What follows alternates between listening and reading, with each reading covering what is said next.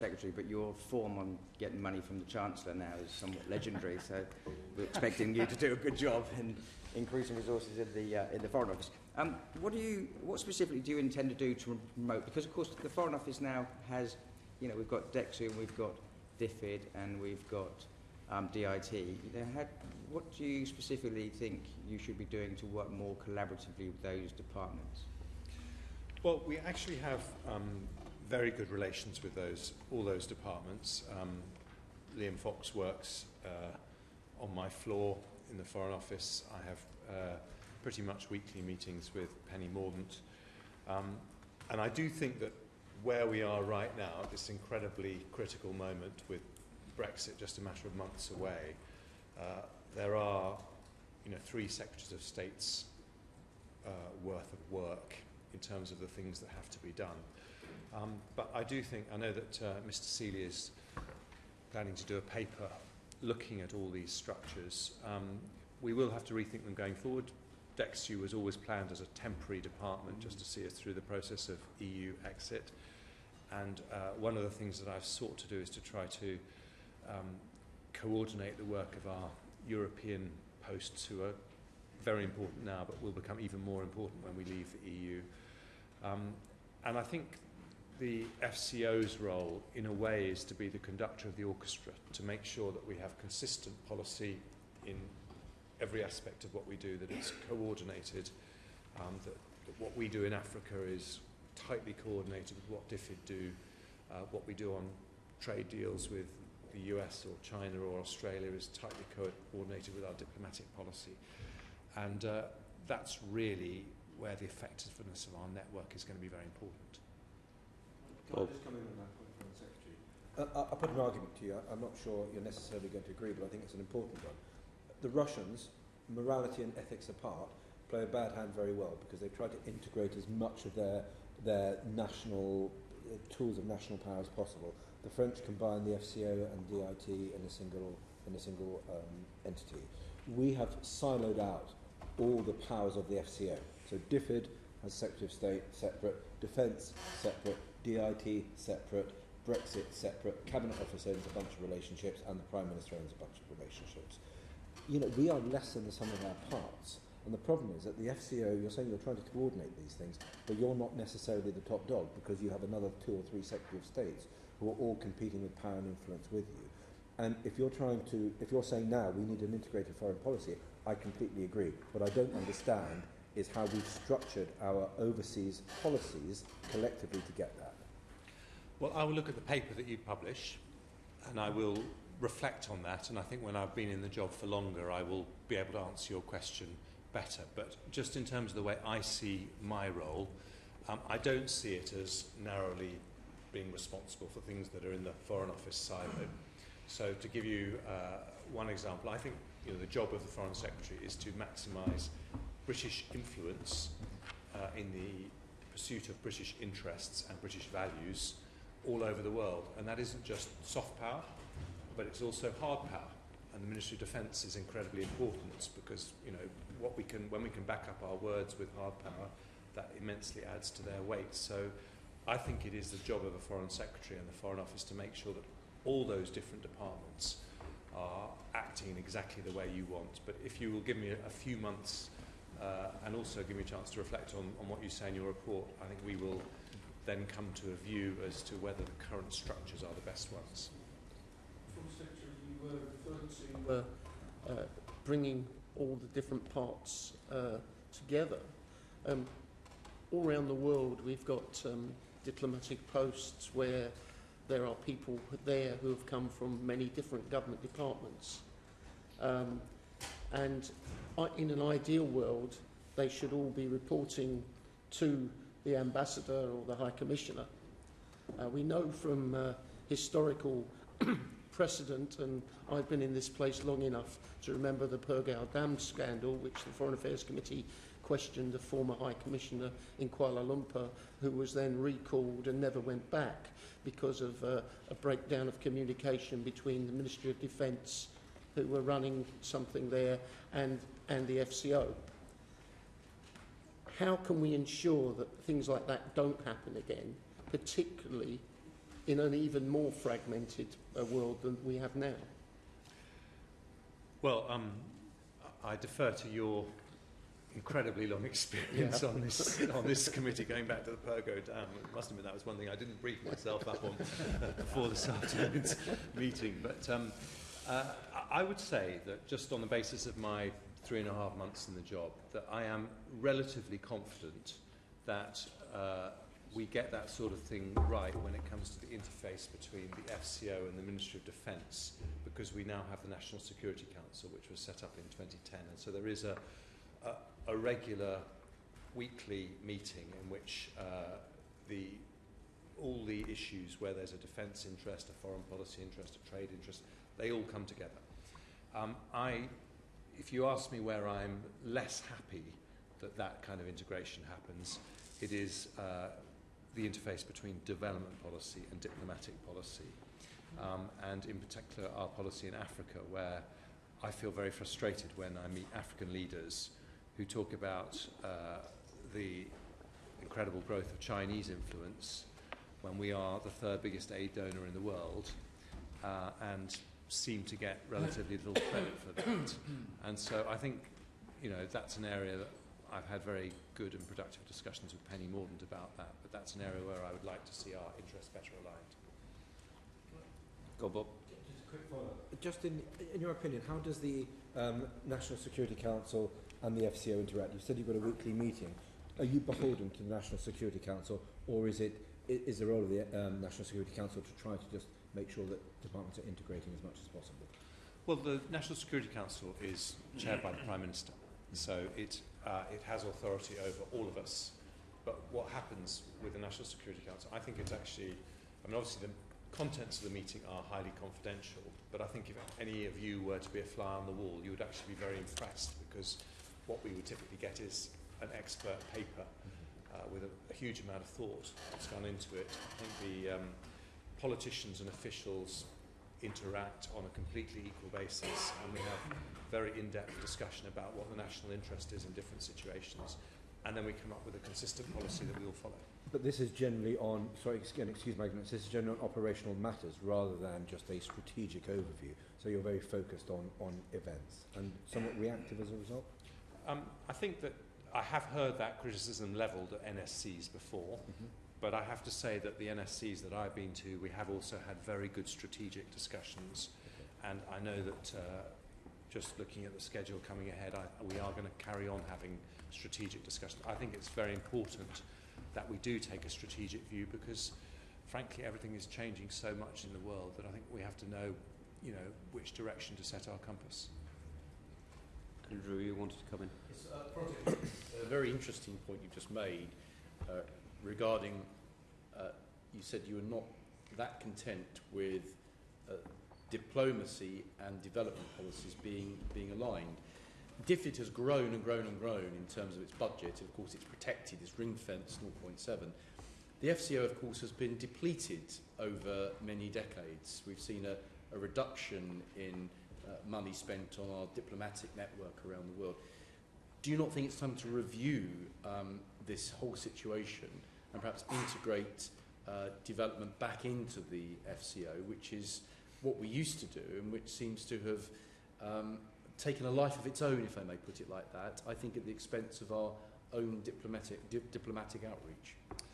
Well, I'm actually a very big supporter of DFID, and I think that they are hugely respected around the world. In fact, I think many people would say they are the preeminent national development agency, and I think they're held in huge esteem. When they were set up, though, originally under Claire Short, the world was very different. And what is happening now is that we are in direct competition with countries like China for influence in African countries. And so I wouldn't want to change the brilliant development work they do, and I think they do it extremely well. But I would like to make sure that we get credit for British taxpayers' money doing an enormous amount of good in eradicating polio, TB, malaria, and things that are fantastically important for the countries where we spend this money. On that very point, sorry for interrupting, they're not a development agency, they're a Department of State. Yes. If money, I mean, as I don't see some being reminded, taxation is money taken by force, and this is money taken by force from the rich people for interest and for appropriate use, I accept. But this is not a development agency where money is contributed voluntarily by somebody shaking a tin, or so it's a different... No. And one thing I would say is that I think when you look at these regular surveys by people like Portland that say that Britain has more soft power than any other country, although admittedly that particular survey, I think the polling was done shortly after Harry and Meghan's wedding, so that might have influenced the rankings somewhat. But I do think one of the reasons we score very well on soft power is actually because, not just because of the size of the development budget, but also what it says to people about our values, and I think that helps us.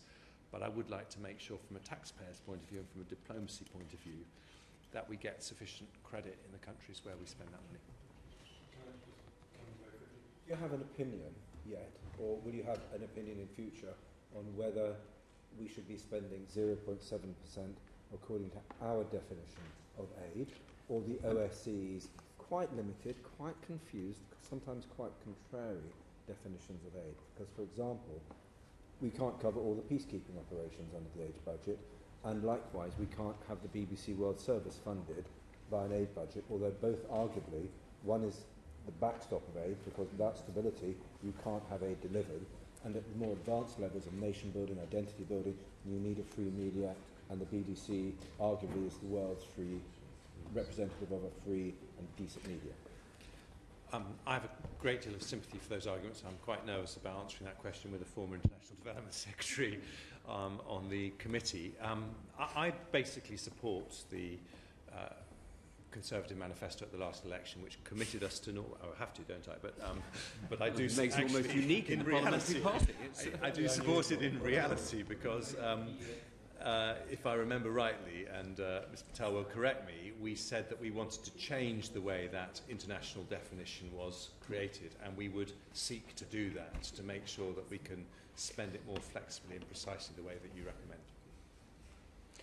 May I ask, I mean, I know you've only been there three and a bit months, but you must have had a pretty good overview of the department by now, even if you haven't established exactly what you're going to change and how you're going to change it. Can I ask, what is your single priority?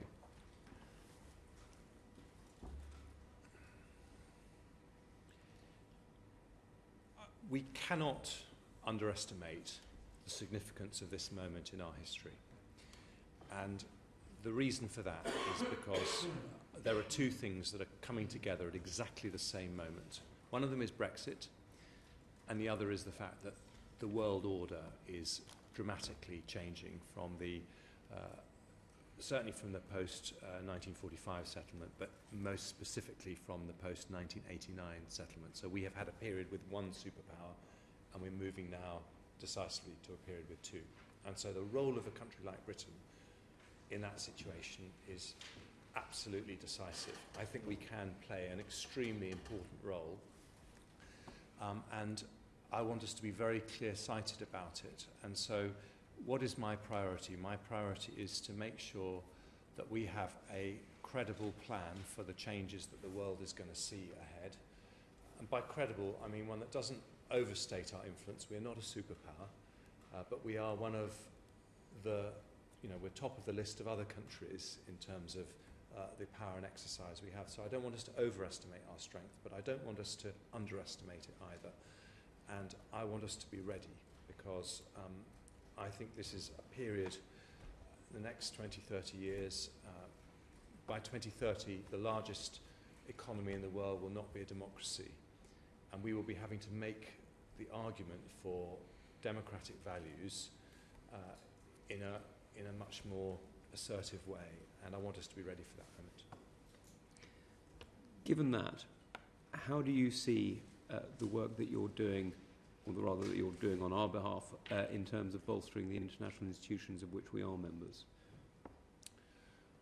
Well, I think that is a very important question to be able to answer, and I think you drew attention to that in your human rights report published in September, where about half the report, as far as I could see, talked about progressing the human rights agenda through international institutions. And I think the reality is that, and this is probably one of the biggest things that I've learnt in my time in the job, is that the only way you can progress issues like that, which matter to us all, is through alliances and networks.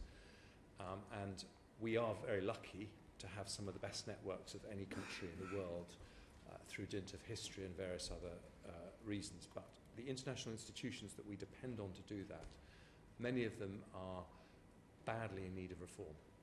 So, you know, you can take a fantastic institution like the Commonwealth, which we all have enormous affection for, but the decision-making process in the Commonwealth is incredibly slow and difficult, which is why we want to reform the way the Commonwealth works. You can take the UN, which is very bureaucratic. You can look at the operation of virtually all international institutions. So I, as a believer in the international order that we've had since 1945, which basically puts large countries and small countries together and asks everyone to follow a common set of rules, I'm a believer in that, but I think we have to make sure we reform these international institutions, and where there is US frustration at their general slowness to act, I think we have to support the Americans in trying to reform them. Would you agree that one of the issues that we seem to have come to is that these international institutions, in a way, have developed almost a legitimacy of their own, far greater than the contribution of the states that make them up, and that has changed them from being a partnership network into, in some ways, and in different organisations differently, a control network, and that has caused resentment. And in a funny way, if we're going to be conservative internationalists, I use that with a small c, just by the way, if we're going to be liberal internationalists, perhaps you'd prefer as a phrase. No, that's much worse. we need to learn to love the nation state again, and to realise that the first level of accountability for most citizens is indeed the nation state and not the supranational state in any way, and therefore reinforcing these organisations is actually about making sure that the nation states within them have the authority that we would expect of our own. I do agree with that, and I think that we do need to reflect that, without wanting to stir up a hornet's nest on this committee, but that could have been one of the factors behind the Brexit vote in terms of... We're not the Brexit committee, as you know. We're very pleased not to be. Yeah, no, I realise that. But I do think that people do need to feel that their own democratically elected governments are accountable. But I also think that it would be a big mistake to reject the importance of multilateralism. And I think that, one of the sort of baptisms of fire that I had in the last few months was to go to my first UN General Assembly. And it is an extraordinary occasion because, on the one hand, big speeches are made, and it's difficult sometimes to see what concrete actions emerge as a result of all these speeches. On the other hand, it is vastly better for humanity that there is 1 week in the year where countries of the world are all coming together and trying to resolve issues through dialogue rather than through the alternatives. And so, I think it's very important when people are openly questioning multilateralism that we are the people who practically say, well, how can we actually get this to work? And we do have experience of this historically. So we mustn't shy away from challenging multilateral organisations to be more effective and more action-focused. Now, clearly, I don't speak for the whole committee when I ask questions, and I know that Mr. Bryant was not entirely supportive of my view. Go on. Well, I mean, following up from that, some of these international organisations are surely in Britain's interest for them to be strong and successful. One is the Council of Europe, not least because it's part of the structure for the European Convention on Human Rights, and Russian people, their only access to a human rights court at the moment is through the Council of Europe. You'll have noticed, I'm sure, that Sergei Lavrov and, is he called Volodin, the president of the Duma, they've both suggested this week that Russia is going to pull out of the Council of Europe Does that not worry you? Well, I think it would be a great shame. But I think the difficulty is that Russia hasn't been paying its dues, and there's been a very fractious relationship for various reasons. And so I don't blame the Council of Europe for those difficulties, but I do agree with you. It would be a great shame if Russia ceased to participate for exactly the reason you say. But if we keep on stoking nationalism, that's where all this goes, isn't it? I'm not sure that I would accept that we are stoking nationalism with respect to the Council of Europe in that particular instance. I think the broader question, which I appreciate you be thinking about very hard, but the broader question is how, with a country like the Russian Federation, how we bring them back into the fold of being a positive force for the rules-based international system, rather than the change that we seem to have seen in, I suppose starting with the invasion of Georgia, but very specifically then getting worse with the invasion of Crimea in 2014, and all the cyber attacks and so on. They seem to have become a country that is seeking to destabilise the international order. And the question is how we try to bring them back in the fold, because I don't think it's in their interest and I don't think it's in our interest. So your predecessor said that his biggest mistake was going to Moscow. Do you agree? Well, I think the frustrating thing is that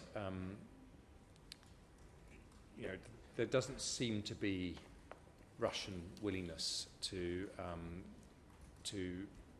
come back to being a supporter of the international order. If you look at a map of Europe and you mark all the countries where there have been cyber attacks that originated from Russia, very often interference in referendum campaigns or election campaigns, there are lots of dots on the map. And so it's very hard to know what it would take to get the Russians to change their mind. But my own view is that one of the great successes of British diplomacy this year has been the reaction to the Salisbury attack on March the 6th. Essentially, when people do something that is totally unacceptable, and they seem to have motives that we can't quite understand, I think you have to simply say that your diplomatic objective is to make sure the price is too high for them. And I think, in their quieter moments, people in the Kremlin will look at this year and ask themselves whether it was actually worth going ahead with that Skripal attack, because they have paid a huge diplomatic price. But they're winning hands down, aren't they? They're winning hands down. They are destabilising all the the European Union. They're fracturing the European Union. They almost certainly played a role, whether it was successful or not, in trying to encourage Brexit to happen in the UK, and the British government won't even investigate it. I don't think they are winning hands down, but I wouldn't want to minimise the scale of their activities. And I would say that what's happened this year, for example, on chemical weapons, is that we've started to see the redrawing of a red line against chemical weapons use that had started to fade. And when we, as the West, failed to intervene after the use of chemical weapons by Assad in 2013 in Syria, people started to wonder whether it was going to become okay again to use chemical weapons. And I think there's a lot more work to do, and I don't by any means say the job is done. But I think we've started to redraw that red line. And I think that from the Russian point of view, they would look at this as a year when democratic countries were surprisingly resilient in the face of all those threats that you mentioned. But I don't, for one moment, say the job's done. Can I ask very specifically, following on from your answer on Russia, there is a growing body of opinion, particularly in the United States, but elsewhere as well, that questions whether or not Russia and indeed even China can be brought into what we sort of call the liberal international order. What do you think? Do you think that the liberal international order is either liberal or indeed international anymore, or is it more regional, even if that region is loosely described as the West? Is there such a thing, and can it realistically be promoted? Well, I am actually a very strong supporter of what you describe as the liberal international order. I think it's a huge achievement for humanity, and actually if you look at all the statistics about the number of people who've died in conflicts, life expectancy, trade. They've all gone in a very positive direction, and the result is there have been huge, dramatic reductions of, for example, people living in extreme poverty and so on. So I am a supporter of this system. I don't say that it doesn't need to reform.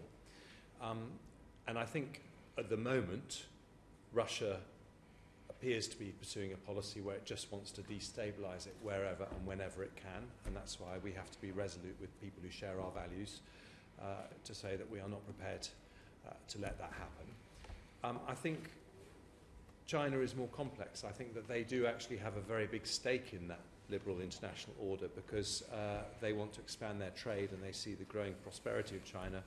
It's easy to forget, despite the wealth of China, that their GDP per head is still only 20% of that of America. So they see themselves as having to go a lot further in terms of development.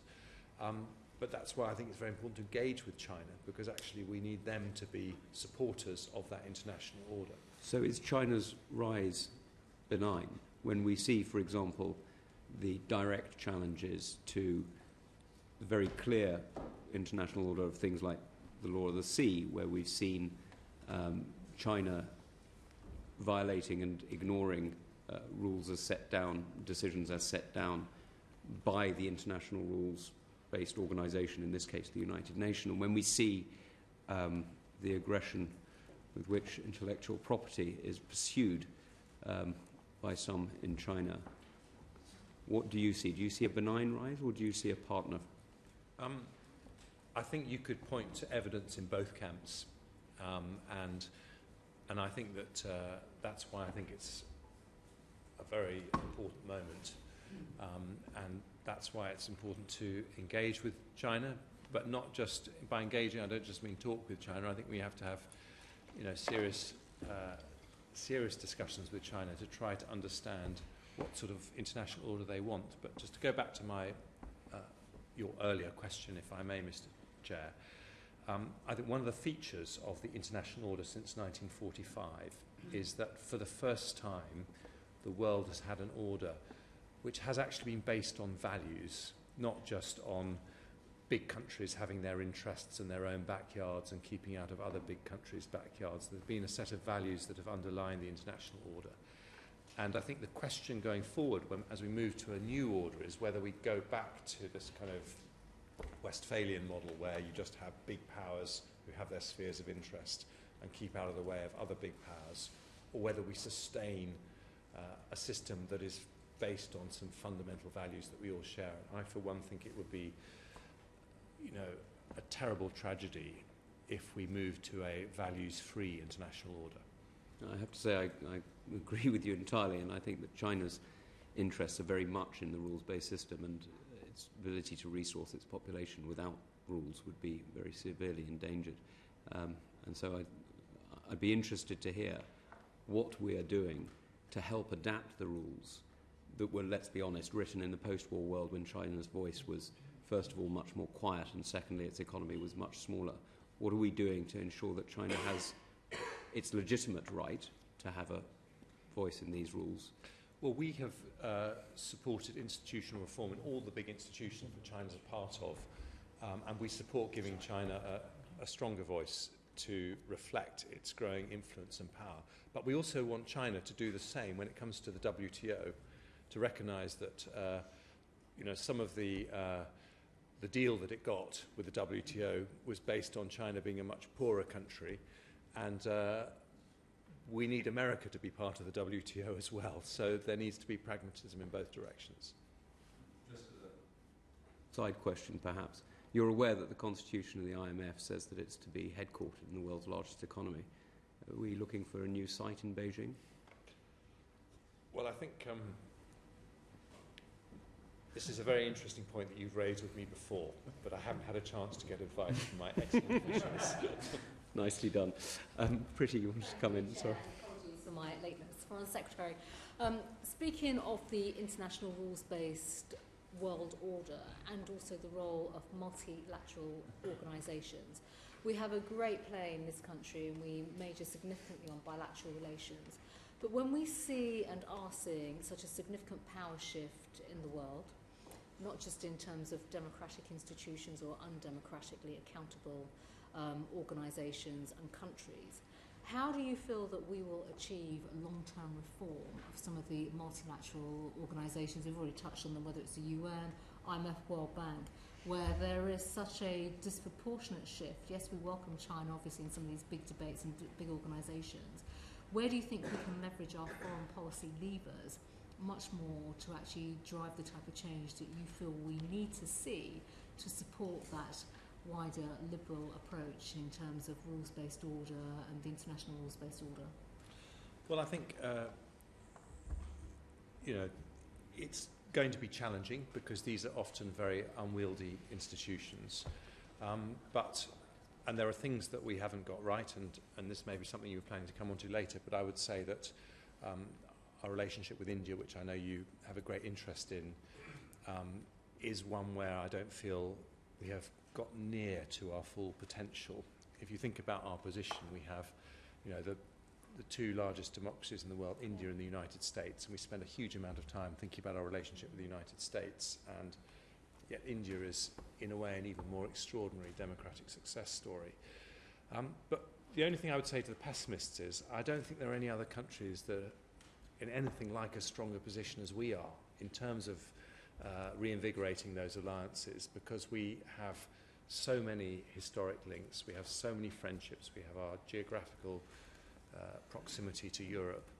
And so if there is a country that, the phrase I use in this policy exchange speech, if there is a country that could become an invisible chain between the democracies of the world, I think it could be the UK. And I think if we did that, we would be playing to one of the great strengths of British soft power, which is that people see Britain as a country that takes on things that are not just in the narrow British national interest, but actually in the global interest. So they see us taking a lead on climate change, on human rights, on UN Convention on the rule of law at sea, things that are actually important for everyone. And I think that's what people want from Britain, and that's what I hope we rise to the challenge and do. Can I ask, just as a follow-up question then, do you feel that we're in the right space as a country? We speak about, and obviously your department has established the Global Britain doctrine or narrative, which is evolving over time, particularly Brexit. When overseas leaders and governments and countries look at the UK, they see the sort of Brexit debate and tag rather than the actual wider influence that we can demonstrate through our bilateral and multilateral influence. Well, I would like to see us being a lot more confident and optimistic. And I think one of the things you notice, and I'm sure all of you have noticed exactly the same as I've noticed when you go to other countries, is that we are held in a lot higher esteem than we seem to have of ourselves. And I think that, but I don't see this as a jingoistic thing. I think it's a responsibility, because I think there are, as the chair was talking about, there's some very serious threats to our values and our way of life. I would say that, I grew up in the 1970s and 80s, and my dad was in the Navy, and he was spending his whole time, preparing on exercises for the Cold War. And that was a period when all of us who are around thought that we can't take our democratic values for granted, because there is a very real and present threat with the Soviet Union.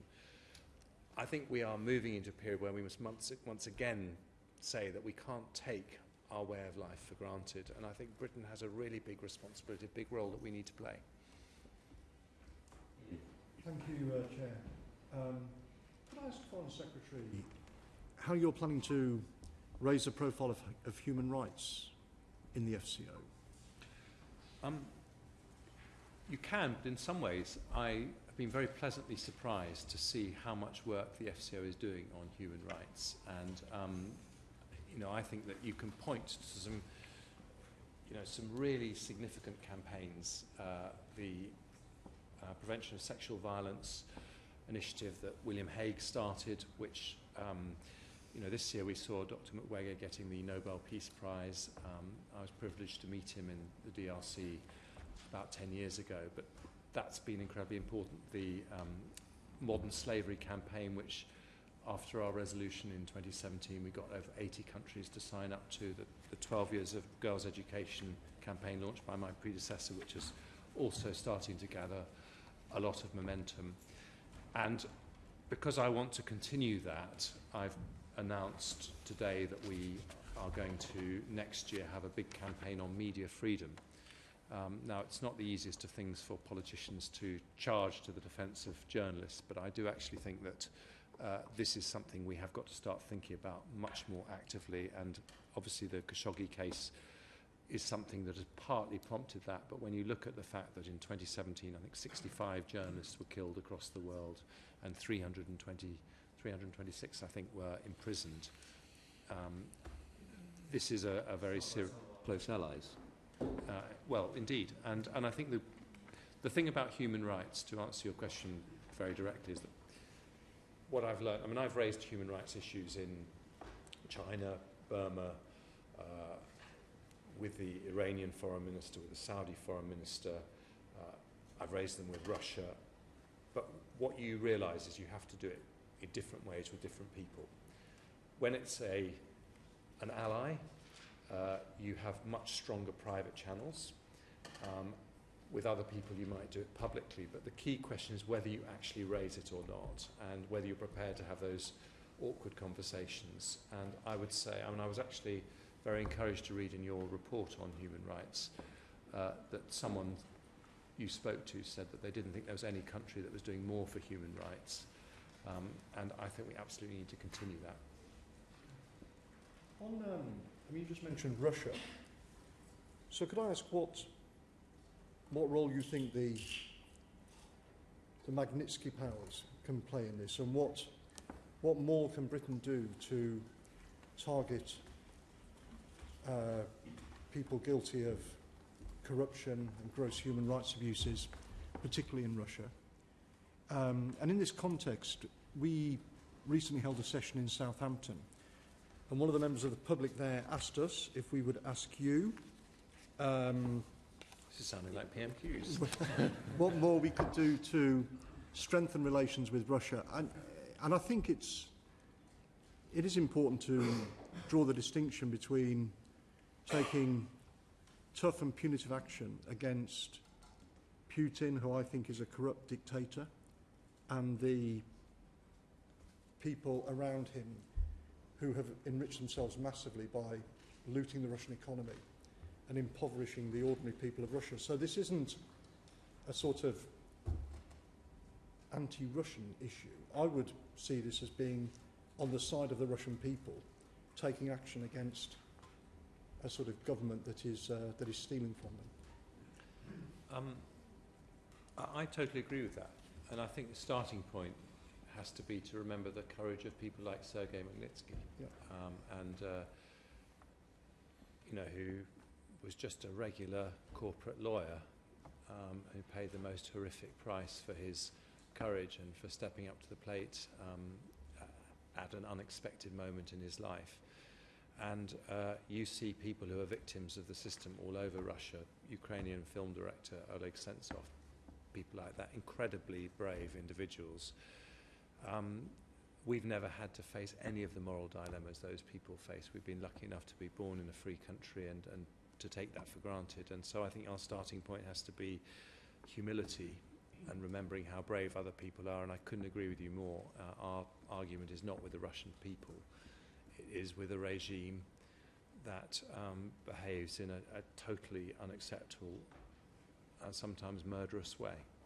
So the Magnitsky Act, which is obviously in the Sanctions and Money Laundering Act, doesn't come into force until we have control of our own trade policy, which is obviously a post-Brexit measure, is important when it comes to dealing with people in the regime who've enriched themselves, who we might want to target. But unfortunately, it's not going to deal with all the brutality that you get in some of those regimes.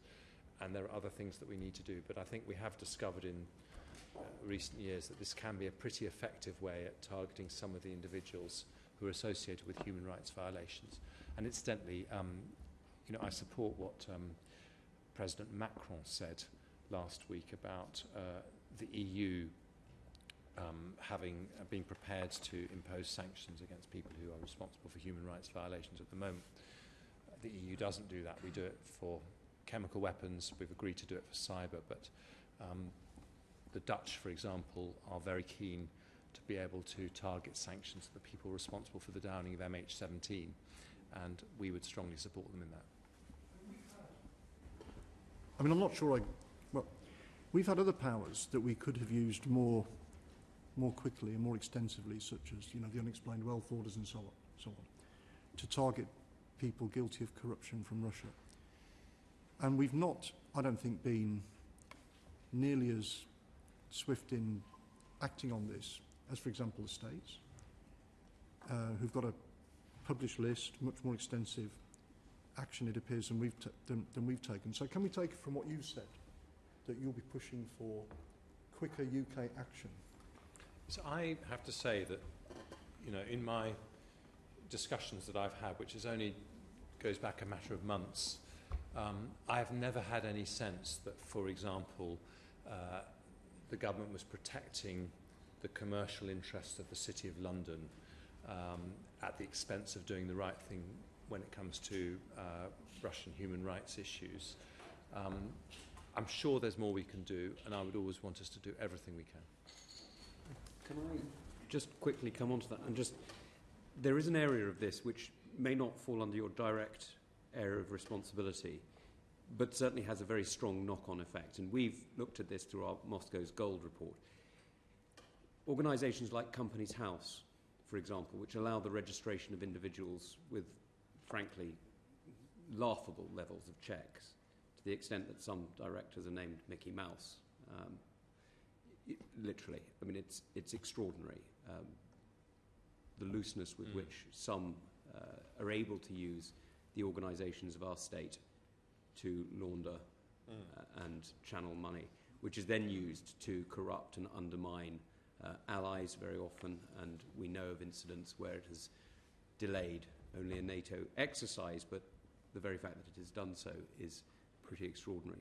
So how are you going to use your office, which quite rightly is one of the great offices of state, not just in the area that is directly your remit, but to support the wider interests of the nation in rooting out this corruption and making sure that our institutions are as clean as possible?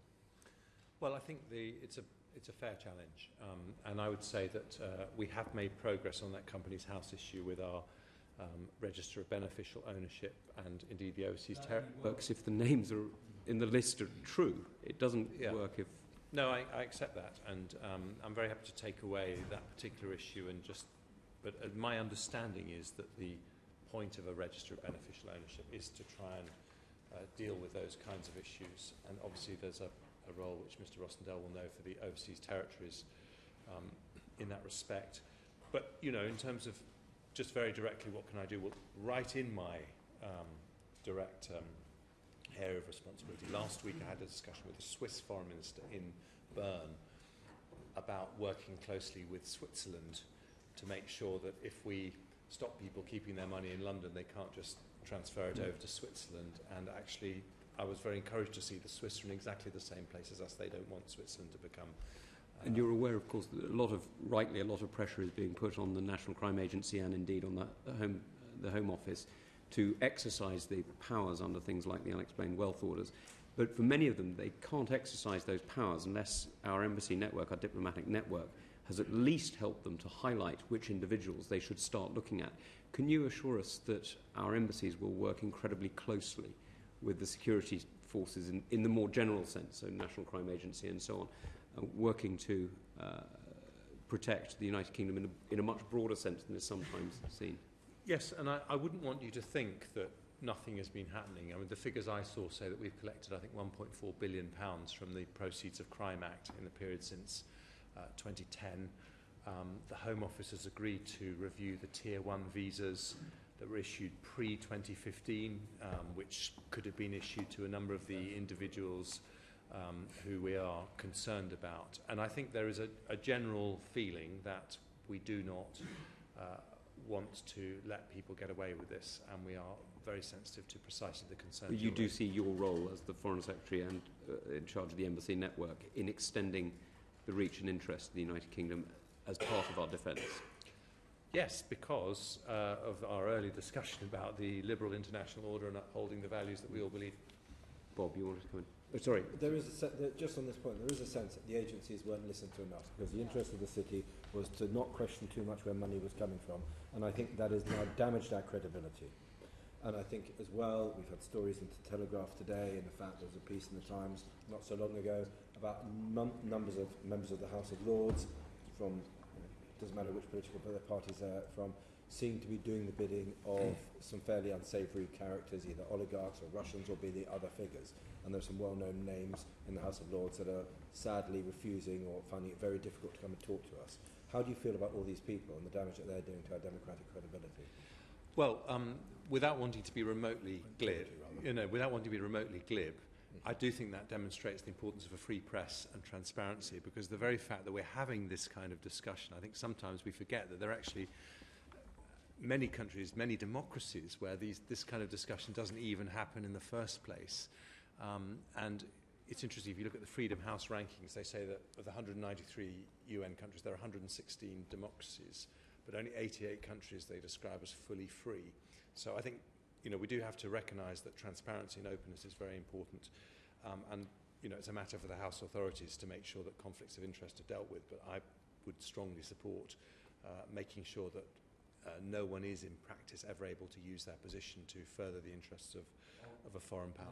Briefly say on that very point, we've written to you specifically asking whether any members of either house have had or sought to have influence over policy using their position. We've had an answer back from the Security Minister, Ben Wallace, on this, and we'd be very grateful for your assistance, including minutes of any meetings that may have taken place. Okay.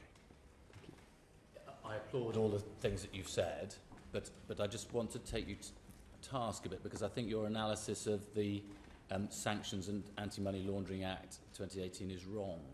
You said yesterday, and you've repeated today, that this can only come in when Brexit happens. That's just factually wrong.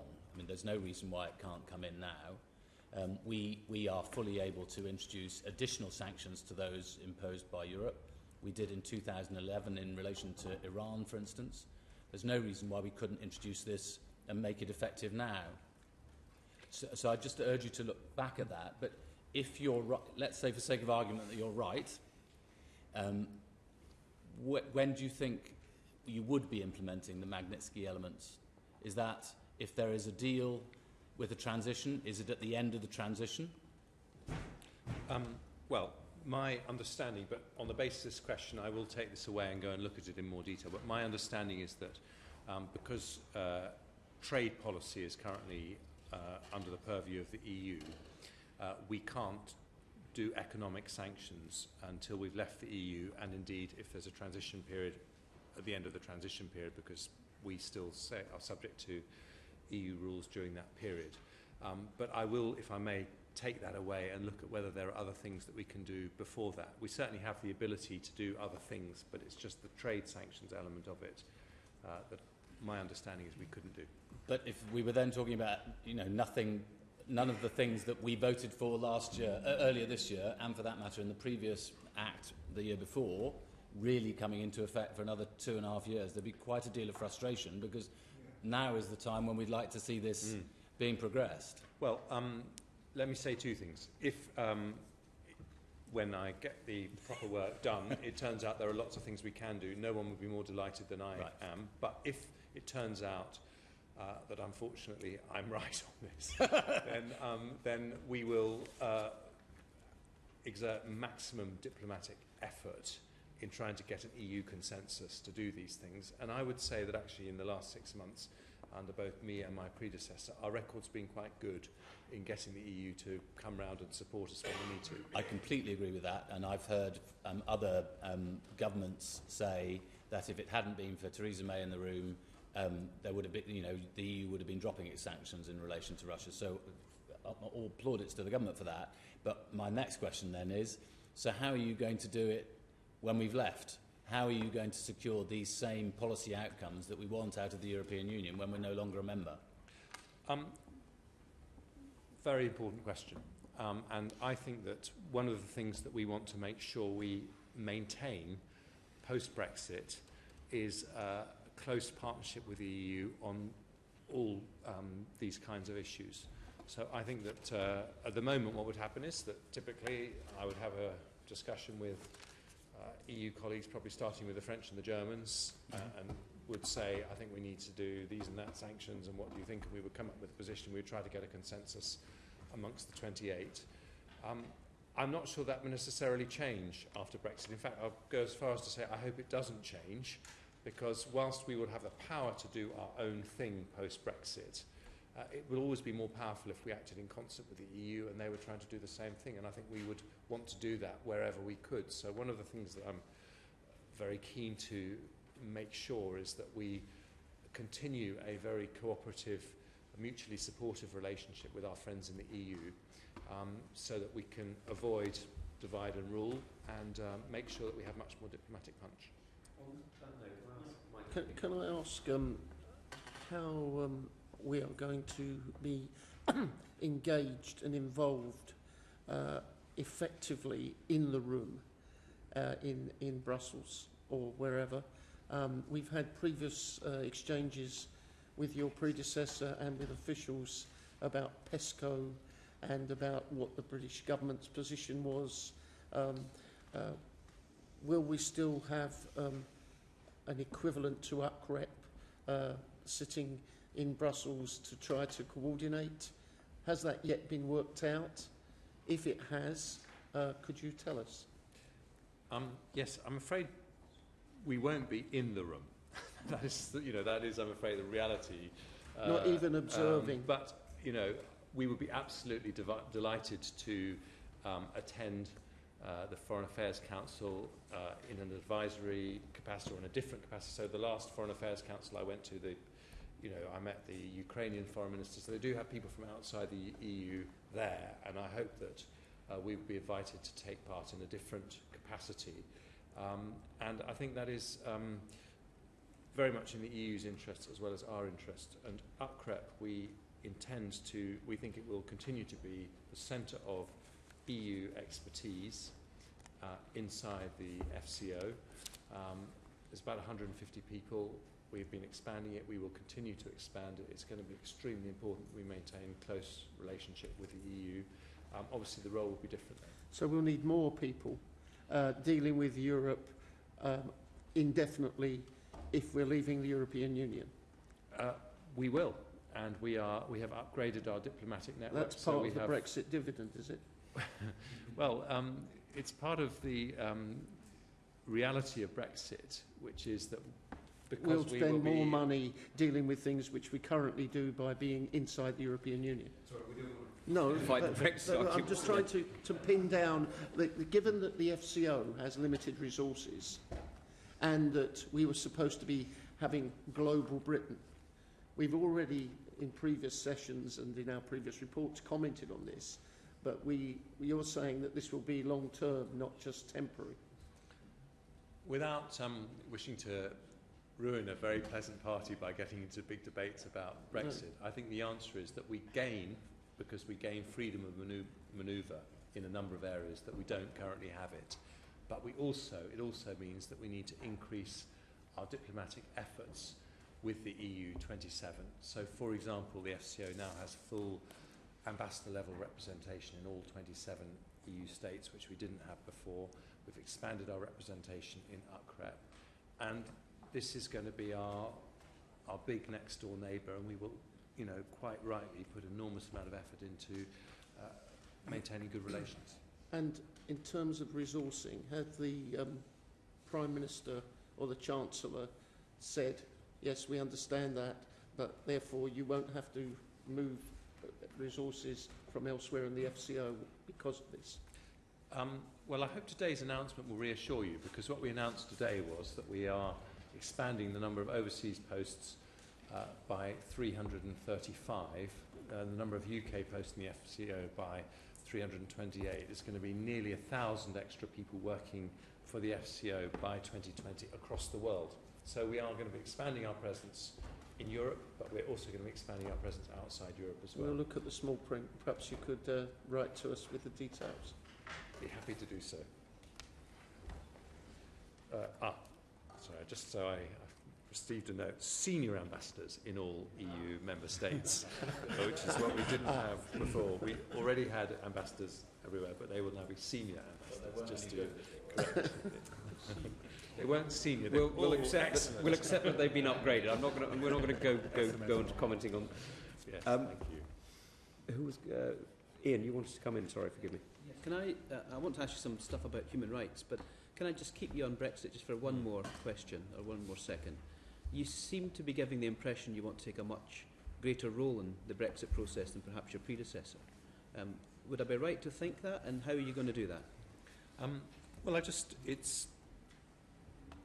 think, everyone has to take their view of how they want to prioritise their time. But when I arrived in July, I just took the view that, Brexit was going to be the single big foreign policy change that we absolutely need to get right, and the Foreign Secretary needs to get stuck in and be involved with it and do everything we can to make sure we get the best deal for Britain. So I have made a priority in terms of my time of doing that. Obviously, my predecessor took a great deal of interest in Brexit, but I have made it a very big priority, and I did spend a lot of time over the summer going around as many European countries as I could, and I think I've met nearly all my EU 27 counterparts now for substantive bilaterals. It's quite something that required your arrival to make change in Britain's single department responsible for overseas outreach to be responsible for, or rather to be engaged with, the single greatest strategic change in our foreign policy in 40 years. Yes, do you not think that seemed to me the right thing to do? I'm not denying that it seemed to be the right thing to do. I'm just astonished it wasn't done before. Sorry. You've been in the role for just 3 months, and you've managed to get the mention of the FCO's policy commitment to the single market and further integration of the single market off the website, which is what your predecessor was unable to do in all his time as Foreign Secretary. So congratulations on changing the Foreign Office website. I want to ask you about the UK's I'll take credit for it, even though I have no idea until you told me. I knew it would be changed just before you had come, perhaps. But is there a tension between the UK's trade agenda and the good work the FCO is doing in human rights? I don't think so. I think we have to be quite realistic about how effective trade policy is as a tool of furthering high standards in human rights. My own view is that sometimes trade policy is effective as a sanction. So you might, where a country does something that is completely unacceptable, then sometimes you decide to do economic sanctions, although I think the Mitsky discussion we had earlier is interesting, because I think it is becoming clear that very often sanctions against an individual are more effective than sanctions against a state. But when it comes to the negotiation of trade deals, I'm not personally convinced that that there's a huge impact on human rights policy, and I think that in the end the two are pretty different. But you did say in the answer to the very first question from Royston Smith earlier on that democratic values will have to be asserted in a much more different way when China becomes a large, I assume you were talking about China, when China becomes the largest economy. How can you square that democratic values, which I assume is human rights, with some of the issues around Chinese human rights, Saudi Arabia? You said earlier as well you share a floor with the International Trade Secretary. Have you discussed the human rights implications of arms sales to Saudi Arabia, for example? Have you discussed temporary suspensions? What is your relationship like with the International Trade Secretary in terms of these big human rights issues with regards to the UK's trade agenda? Of course, I discuss those issues on an ongoing basis, but if I just take the example of China that you mentioned. So, with China, it's clear that you can bring up human rights issues in private, but if you bring them up publicly, you just lose access and you lose the ability to have any influence at all. So when I was in China, I brought up not just cases that are directly connected to British foreign policy interests, such as Hong Kong, but also the issues of Chinese lawyers in detention, the detention of the Uyghurs in Xinjiang province. And I brought up those meetings with Foreign Minister Wang and Prime Minister Li. So I do bring them up, and I brought them up in a different way to the way that you would bring them up with other countries. But I think the key thing is, you know, if this is something that we believe in, it's the fact that we may do it differently in different countries, but we do always do it, and that's what I always try and make a point of doing. And when was the last time you had that conversation with the International Trade Secretary with regards to Saudi Arabia, as an example? Well, I think, when was the last time? Within the last month, obviously with the discussions in Parliament about arms sales to Saudi Arabia, you know, we stay in touch on these issues the whole time. And can I focus in on one other issue, because we're all delighted with the news in the last few days about Asia Bibi being released in Pakistan, but I've had constituents, and I'm sure all of us here have constituents who are currently detained, many in death row in Pakistan for blasphemy laws. How are you interacting with those governments with regards to those big human rights issues, and how is that interacting with potential trade deals post-Brexit? Well, first of all, I think, as the Prime Minister said today, many people welcome the news about Asia Bibi. I want to be a little bit careful about what I say about it today, if you'll forgive me, because we do want to make sure that there is social stability in Pakistan in the days ahead, and you know, this is a potentially very sensitive issue there. But I think the answer to that is, if you have a constituent with an issue, then you should come and tell us if you haven't already. And what we do in those situations is we try and work out what is the best way of making sure that justice is done. And sometimes that means raising issues publicly, and sometimes it means raising it privately. Pakistan is a country where we have very good private relationship, and we have the ability to raise these issues in private better than we do with other countries. But sometimes it happens publicly because that's what families want, in the case of Nazanin Zaghari Ratcliffe. But my general approach to this issue is a very straightforward one. We do have one of the best diplomatic networks in the world, and it should be at the disposal of British citizens who get into difficulties through no fault of their own. So if someone is facing trial for something they didn't commit, a crime they didn't commit, or if we think someone's been unjustly detained, then you know, the Foreign Office should be there to support them. Can I just finish off? Very briefly, how many blasphemy cases are you assisting with on a consular basis in Pakistan at the moment? I don't know. I can write to you with the answer to that question. I'd be grateful.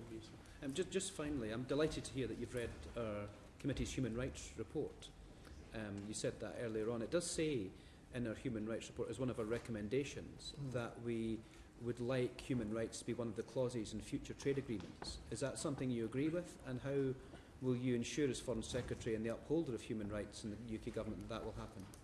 Well, I'm happy to have a longer dialogue with you about that, but I do have a concern as to whether that would actually give us the leverage on human rights that we want, because I think one of the issues is that there are some countries which have a very good human rights record that would end up being very insulted if we said to them that we're only prepared to sign a trade deal with you if you agree to a human rights clause. And I think there is a particular issue that because of Brexit we are going to be aiming to sign trade deals with everyone at the moment, so it's a kind of unique moment in our history. So I'm not convinced that that will further the human rights agenda, but I'm very happy to engage with you more on that issue. Andrew, you want to come in?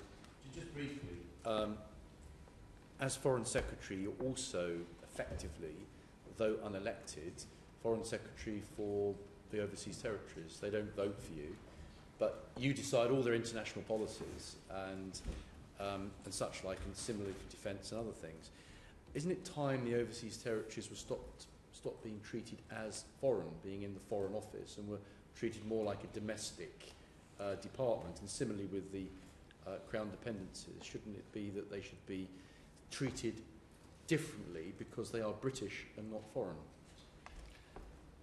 I must say, I feel that they get very good representation from you, Mr. Rosenthal, and that from what I've seen, I don't think that any Foreign Secretary would ever not be aware of issues of great concern to them.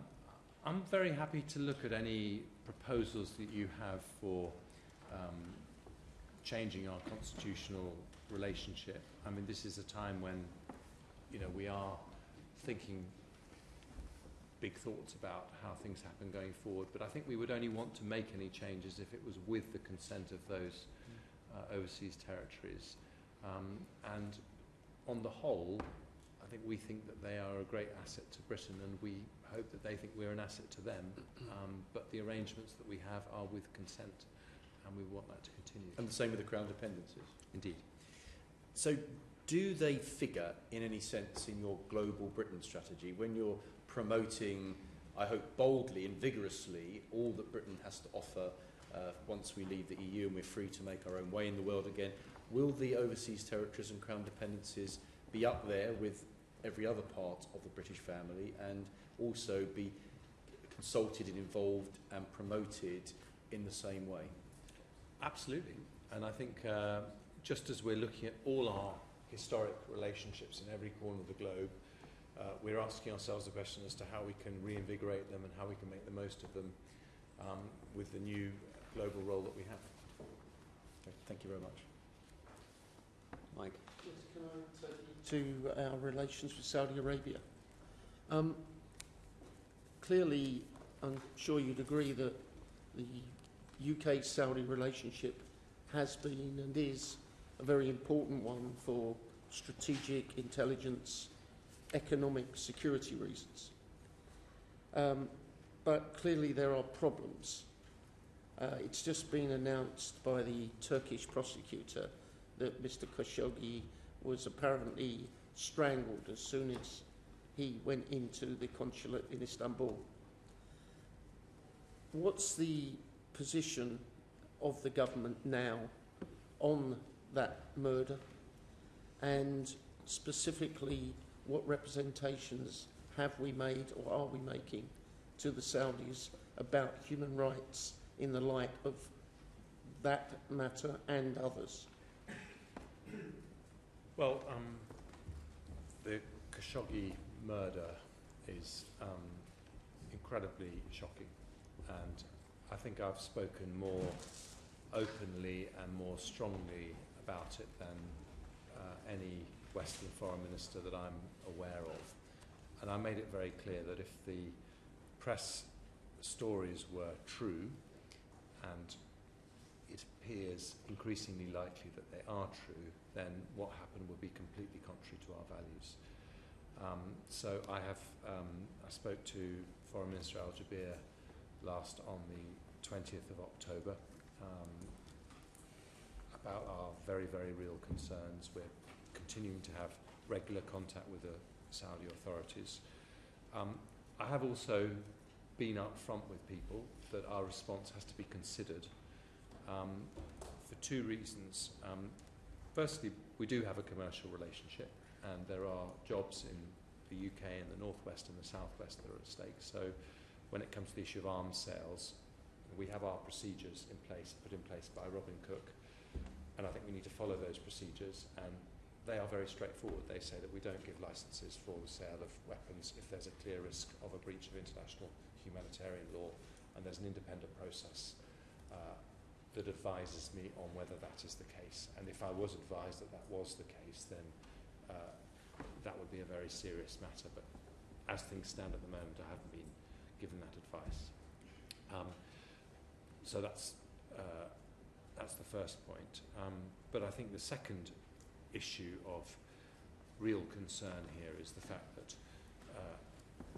there is a very, very challenging situation in the Middle East. There is a proxy war between Saudi Arabia and Iran in the Yemen. This has the potential to escalate into a much bigger and more dangerous conflict. There's always the risk of Iran obtaining nuclear weapons. And so I just think in that context, and looking at other interventions that we have made in that region in the last 20 years, we just have to be very careful about any action we take that there aren't unintended consequences, and that's why I do think it's important to be considered in this case. Can I come on to Yemen? You be aware, yesterday the United States made a very significant shift by the call for a cessation of hostilities within 30 days. And presumably, if there isn't a cessation, some action of some kind will follow that. Up to now, the British government has not been pressing for a ceasefire or a UN resolution to bring about a ceasefire. And your Minister, Alistair Burt, told the International Development Committee yesterday that he would only back a ceasefire if Martin Griffiths, the UN envoy, came to him saying the situation had changed. Is the United States announcement last night something that means the situation has changed? I don't think so, because I think what Alistair Burt was talking about was a formal ceasefire. And when you have a formal ceasefire, it has to be monitored, and then, as we know, unfortunately, very often the ceasefire gets breached and the situation can deteriorate.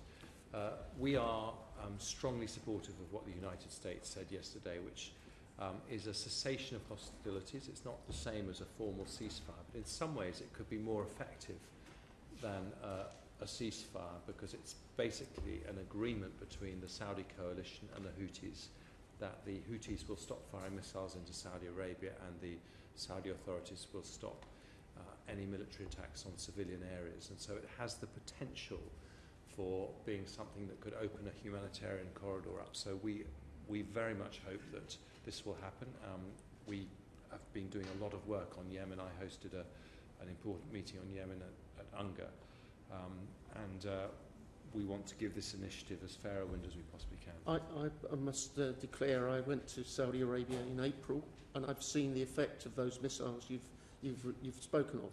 I went to Najran, and I've seen missiles there with Iranian markings on, which had been fired into the south of Saudi Arabia from Yemen.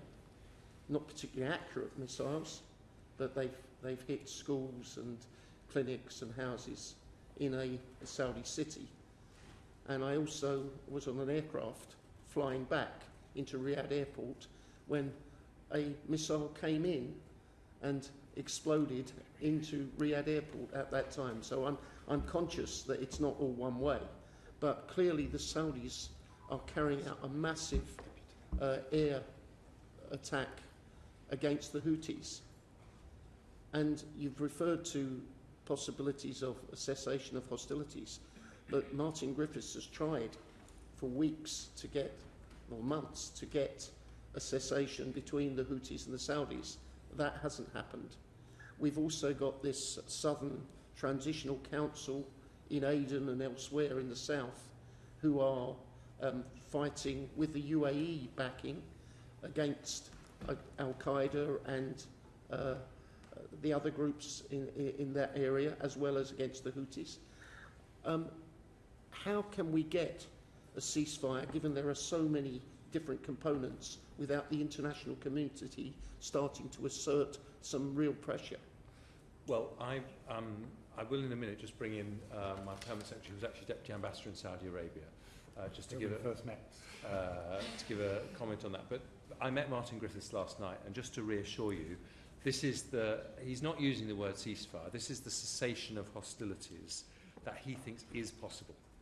And so what the US announced is very much the plan that he is advocating and we are supporting, and we want to do everything we can to seize this opportunity, which we do think is real. But Sir Simon, if you want to add to that. Just two sentences. The Saudis have a persistent strategic interest in Yemen over decades and longer. And they are defending that strategic interest as they see it. But the focus now is on two things. First, as the Foreign Secretary says, the cessation of hostilities, but then the political process. And Martin Griffiths is key to both of those things. And would that political process not just be between the coalition and the Houthis? It would presumably also have to include the other actors within Yemen, because And regional powers. the writ of the Hadi government doesn't run in very many places. It runs in quite a lot of the country, but But not in the south very much. indeed. Okay. Ian, you want to come in? Can I just go back to the previous point that Mr Gates made about the UN resolution? I mean, the UK is the penholder at the UN on Yemen. What would it take for the UK to lay a new UN resolution on Yemen? We are, no one would be more delighted than we would be to be in a position where we could lay a resolution that meant that a ceasefire happened and held. But at the moment our judgment is it's just a bit too premature. And so we want to create the conditions, first of all, for this US-backed Martin Griffiths plan to lead to a cessation of hostilities. And then I think the next step is a UNSC resolution, and that would be very much what we're looking at. So you would lay one if this Griffiths plan works properly?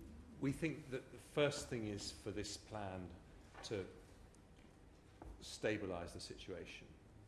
And we think there is a chance that could happen. I don't want to exaggerate that, but I think the point that Mr Burt made yesterday was a very important one, which is that all the evidence is that ceasefires don't hold unless there's a political process that happens alongside it. So what the Martin Griffiths plan is essentially the cessation of hostilities that allows a window for the political dialogue to resume. I think he wants it to resume in Sweden.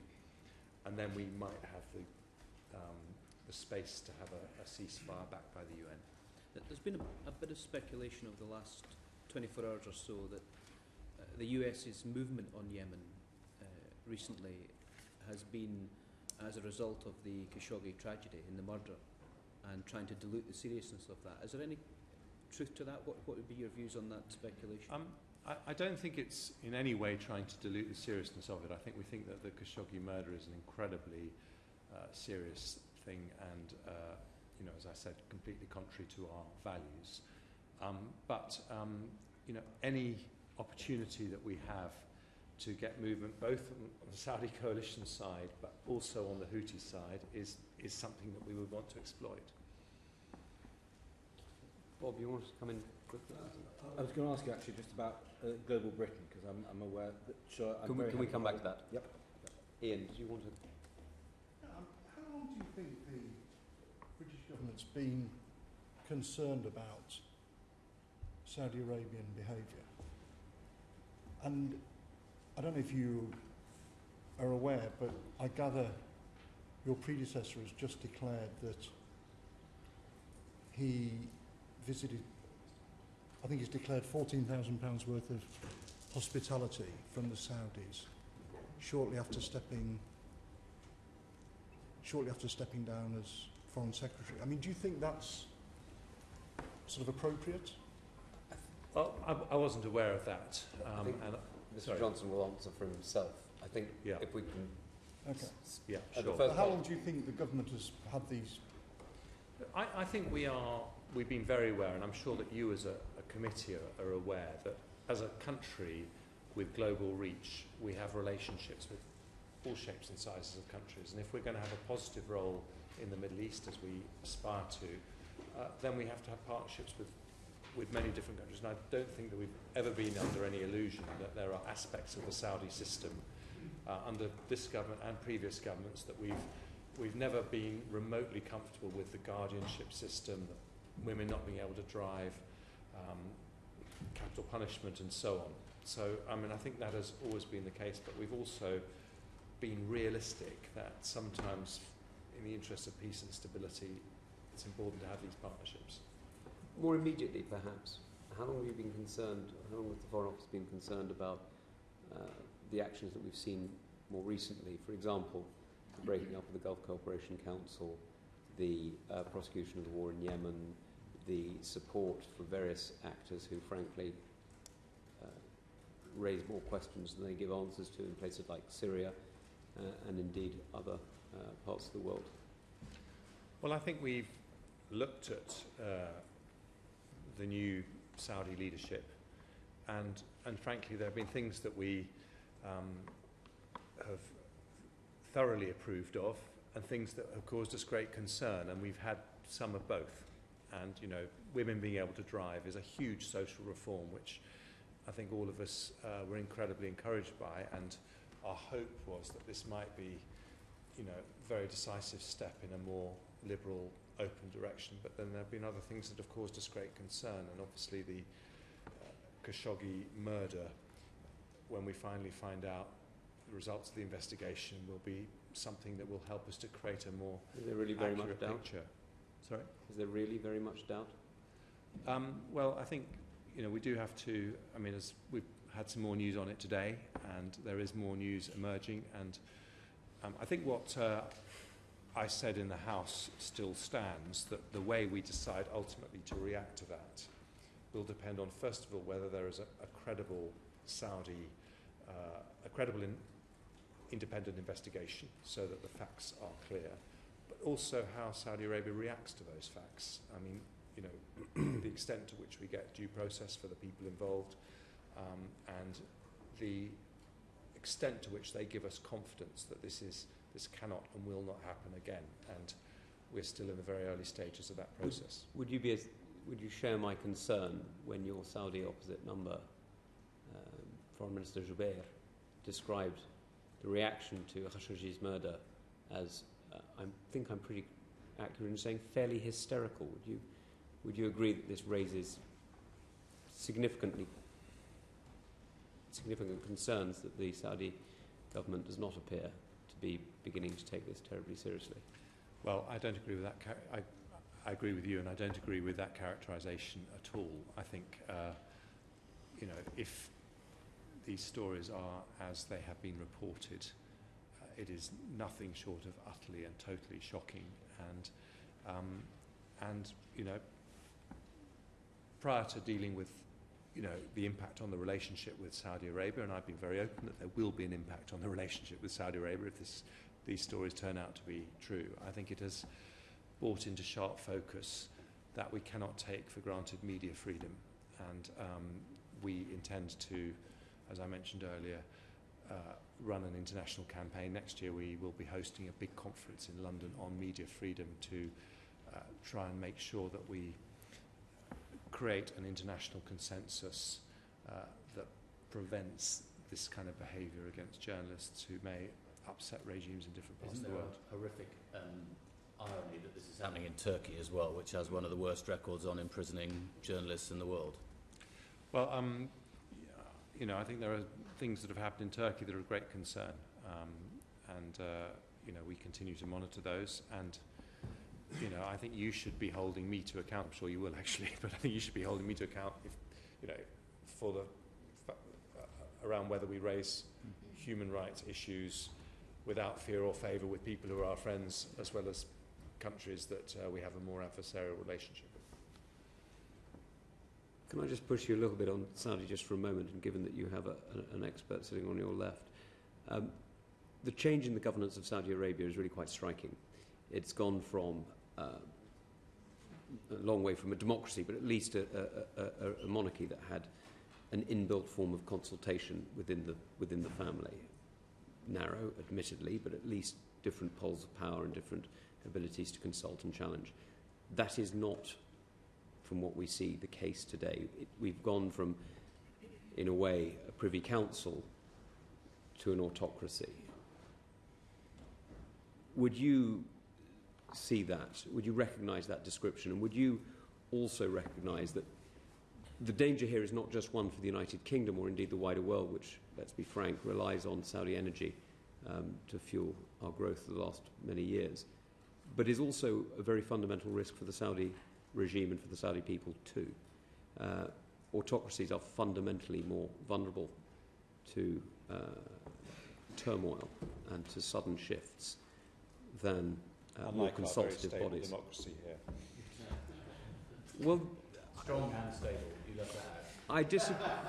I disagree with you, Foreign Secretary, and forgive me. I think that's a flippant and line unworthy of you, because for all the changes in policy that we've just seen, the very fact that we've had this extraordinary shift in foreign policy and that the state not just is stable but is growing and that the people are prospering shows a level of stability within a system that can endure such shocks.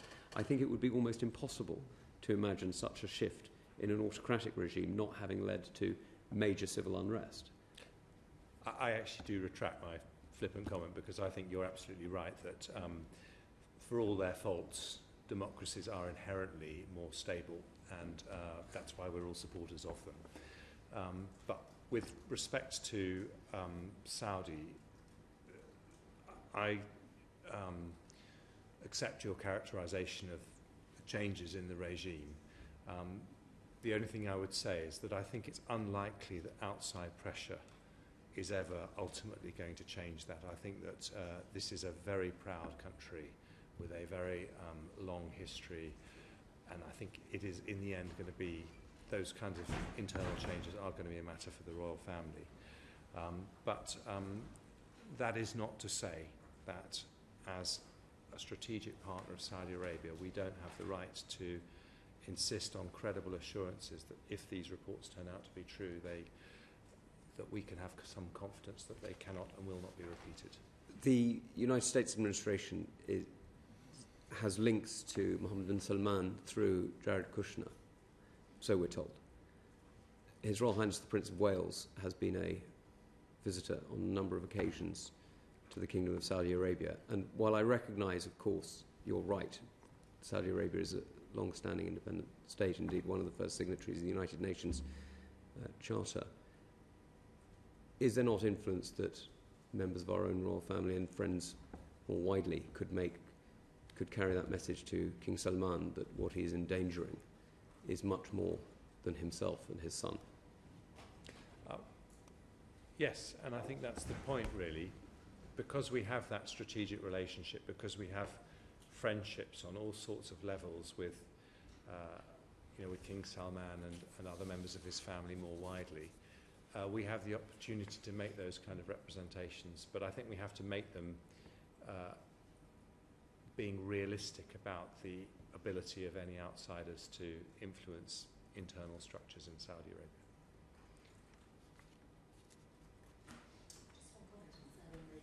If I may, following the Khashoggi murder, is there a sense within the British government that the Great Saudi Plan, Vision 2030, is literally now becoming a sort of PR exercise to, almost change Saudi Arabia's external image to the world? And if I can just give one example, a recent example that was in the newspapers recently, and this is a development example. OCHA were recently, or it was reported that OCHA, the aid organisation, the UN agency, had been asked to sign by the Saudi authorities basically an agreement where they would be promoting the good work of Saudi Arabia when it came to humanitarian aid vis-à-vis Yemen and the region. I very much hope that 2030 Vision isn't a sort of PR exercise, and having attended a meeting in Downing Street with MBS when he came over in March, and met the Saudi health minister at that time, I think that there is lots in that vision that is incredibly promising for the people of Saudi Arabia. So I very much hope that some of the reforms that it was talking about, the economic development, I very much hope that it happens. And if these reports about Khashoggi turn out to be true, then my view would be that would be a step back, a step away from that vision. So I would want to encourage the Saudi government to live up to the excitement around that vision, because I think it does represent a better future for the people of Saudi Arabia. And that's why I think everyone is so concerned about the Khashoggi case. Mike? Can I just take you back to the regional role of Saudi Arabia and its relations to the GCC countries? There's a long-standing proposal that came from the Saudis that went through the Arab League 15, 16 years ago about a comprehensive peace plan for the Middle East. Last week, Prime Minister Netanyahu from Israel visited a country, Oman, which Israel does not have diplomatic relations with, and was seen at the highest level by the Emir. Do you think something is seriously happening, given that the Trump administration has supposedly got a plan? And are we ready, through the Security Council and elsewhere, to play a role if there is something happening amongst the Arab states, or at least the Gulf Cooperation Council states, to try and facilitate some breakthrough on the Israel-Palestine? Because frankly, otherwise there's just despair, as we see every day. There are incidents, rockets fired from Gaza, incidents on the border, and more deaths. Is this real? And do you think something is potentially happening? And what can we do to help it? I might, after I've made a brief comment, bring my political director who came with me to a meeting with Jared Kushner in the White House in August, and we had a very long discussion on this issue. The answer is that we absolutely stand ready, and it would be, an incredibly significant thing if there could be some kind of a breakthrough. And, the Trump administration, as we know, is capable of big foreign policy surprises. Mm-hmm. So we are waiting to see what the Middle East peace plan is that they emerge with. But we have a historically different role to the United States in that region, a different web of connections. But if there was potential in the plan that was announced, then of course we would want to support it. But Richard, I don't know if you want to add to that. Just briefly, we don't know the contents of the plan yet. It's being very tightly held in the US, but it's very clear that you can't get a viable Middle East peace plan unless the Americans are invested in it. So clearly the fact that they are working on this and developing ideas is very welcome. We are talking to them, as the Foreign Secretary said. We've dealt directly with Jared Kushner on this, as well as with State Department on it. And we've made sure they understand where we're coming from on this. And we've put in our very clear advice that this has to be on the basis of a two-state solution. It has to be the sort of plan that, when it emerges, has a chance of landing well, both with the Palestinians as well as the Israelis, but also with key regional powers. And we stand ready to support, and we're hoping very much that when it emerges, that it will be in a shape that we feel able to buy into and support. But we don't yet know. Right. But meantime, as you say, the situation on the ground is very disturbing and contains the risks of escalation at all times, and particularly in Gaza. Can I just press you on that?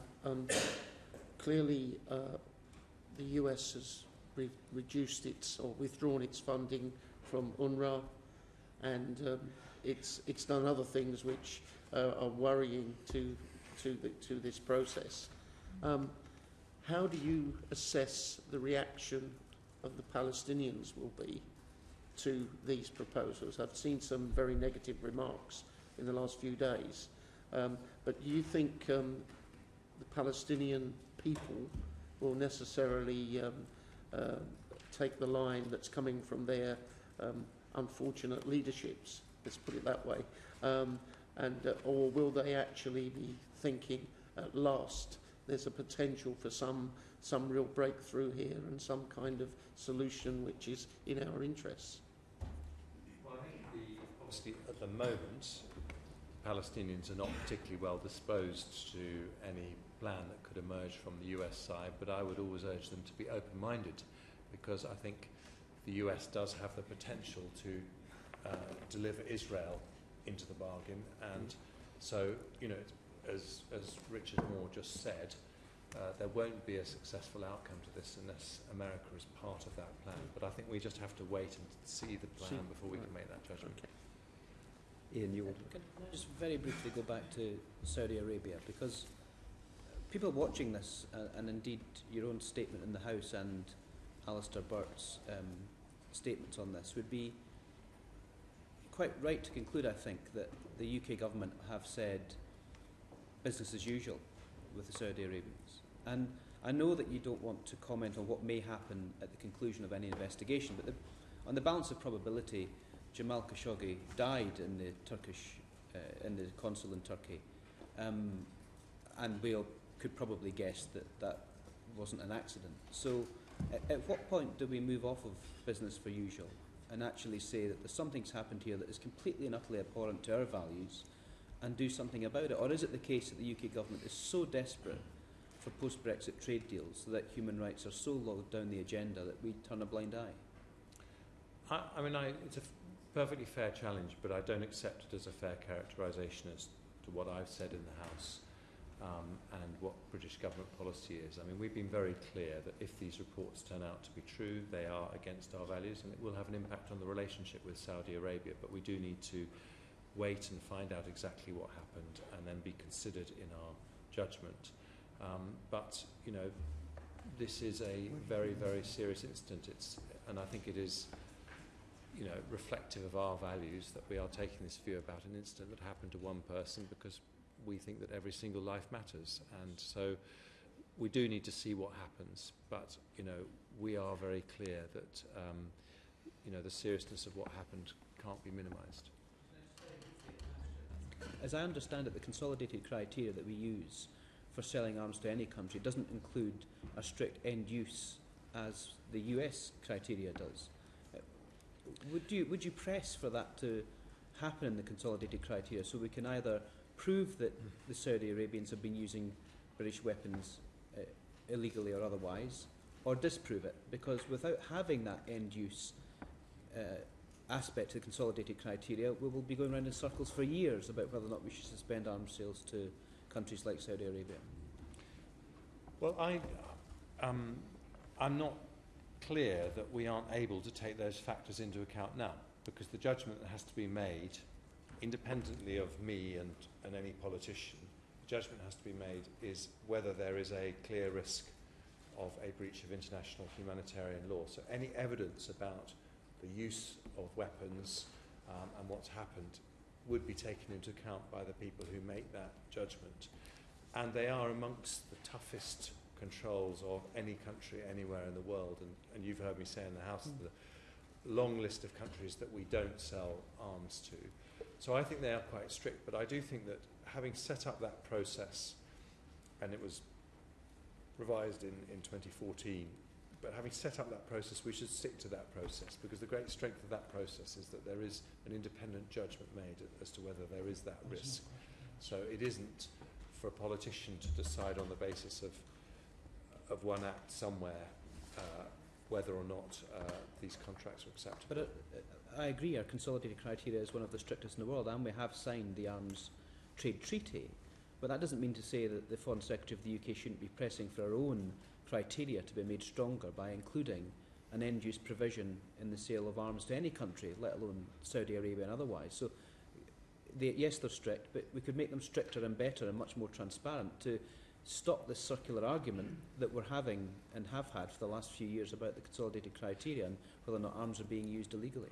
Well, my understanding is that our controls are stricter than those exercised by the United States. But what I think I need to do is write to you with some detail about why it is that we think we broadly cover the concerns that you're raising. Thank you. Watson, you wanted to come in? It's a fascinating conversation about all things in the Middle East, of course, but there's a bigger, wider world out there that's beyond that, and I want to come back to China, if I may. You said, rightly, that it's going to be the biggest economy in relatively short order, and part of that will be, of course, their Belt and Road Initiative. So what would be the risks for the UK for involving itself in China's Belt and Road Initiative? Well, we're looking at the Belt and Road Initiative with a great deal of interest. And of course we are looking at potential commercial opportunities for UK companies, of which I'm sure there will be a number. But we also do have concerns that some of the contracts don't meet international norms when it comes to transparency.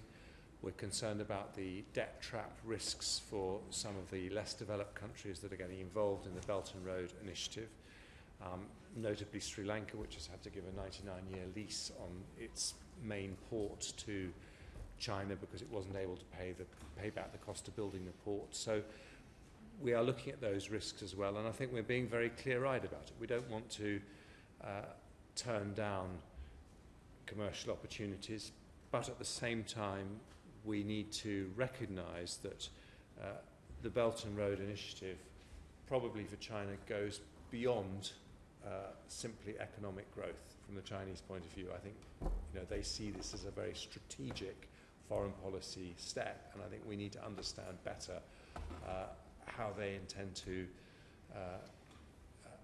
exploit their economic interests for strategic purposes before we could commit ourselves in any substantive way to it. And there's more of a risk than just us, isn't there? There's risk to what happens with people that we might want to trade with. You said, of course, that post-Brexit we'll want to do trade deals with everybody, and China is one of those. And lower down the list, I think, I'm right in saying, is India. So is there a risk that by aligning ourselves with China, we are going to damage a future relationship with India? Well, I think we need to have good relationships with both. And I don't just say that in a kind of glib way, but I think it's really important that we have a strong relationship with India as the largest democracy in the world. And I feel that for all sorts of reasons, which you may know better than me, as we talked about earlier, we haven't allowed that relationship to reach its full potential.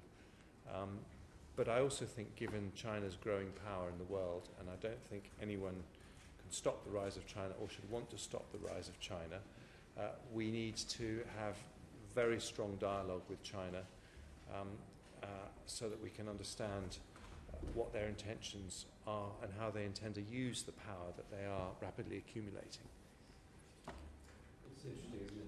Thinking of our shared history with India. I mean, today many of us are wearing these khadi poppies, which symbolise the sacrifice of 1.5 million troops from the then undivided India who fought in the cause of freedom twice. First, of course, in the First War and then the Second. Pretty, you wanted to... Yes, just quickly on the Belt and Road Initiative and on India as well. It's no great surprise, and it's well documented, that India is a critic of the Belt and Road Initiative, and there's a lot of work that's taken place in terms of India's own bilateral relations with China. But they're critical for a very important reason, which is the neighbourhood.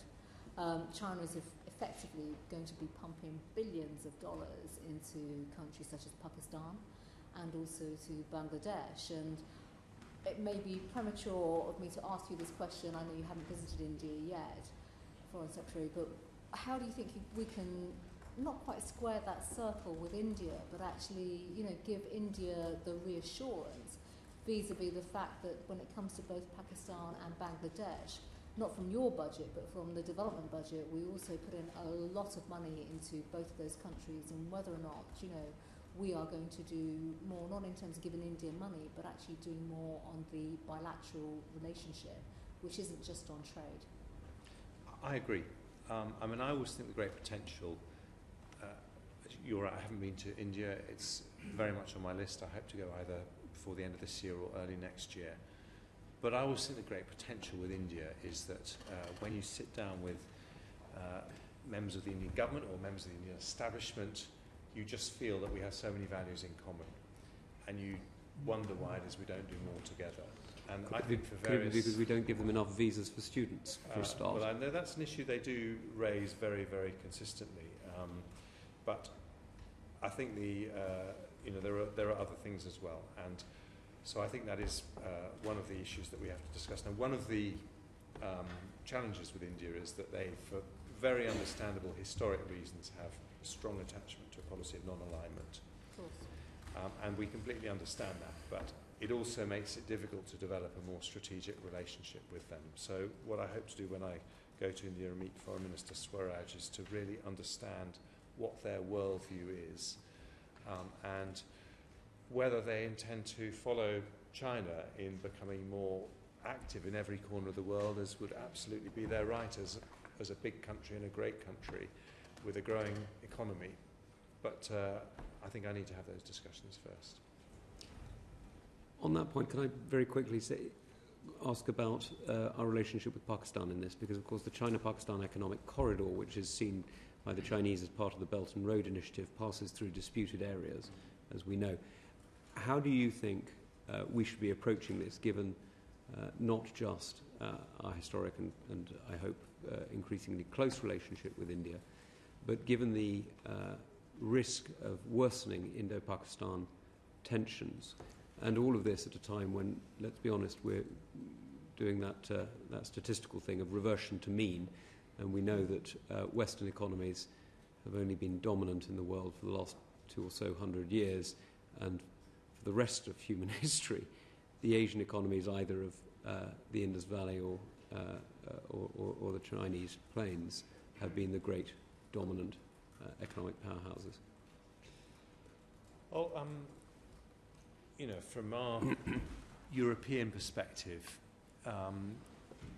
it seems a great tragedy that there is this tension going on between India and Pakistan that persists when both countries have got lots of other things that I'm sure they would prefer to be focusing on. In terms of our relationship with Pakistan, it's an incredibly important relationship from a security point of view as well as a trade point of view.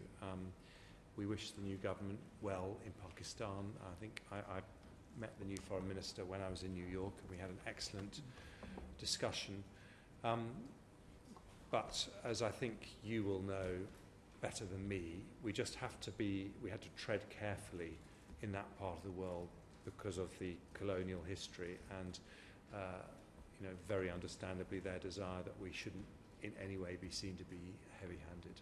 Perhaps, given that next year is the 100th anniversary of the Jallianwala Bagh massacre, it may be an appropriate moment for Her Majesty's government to very publicly and formally apologise for what has to be regarded as one of the worst crimes of colonial period, and perhaps ask for, in this case, very specifically, forgiveness from the Indian people.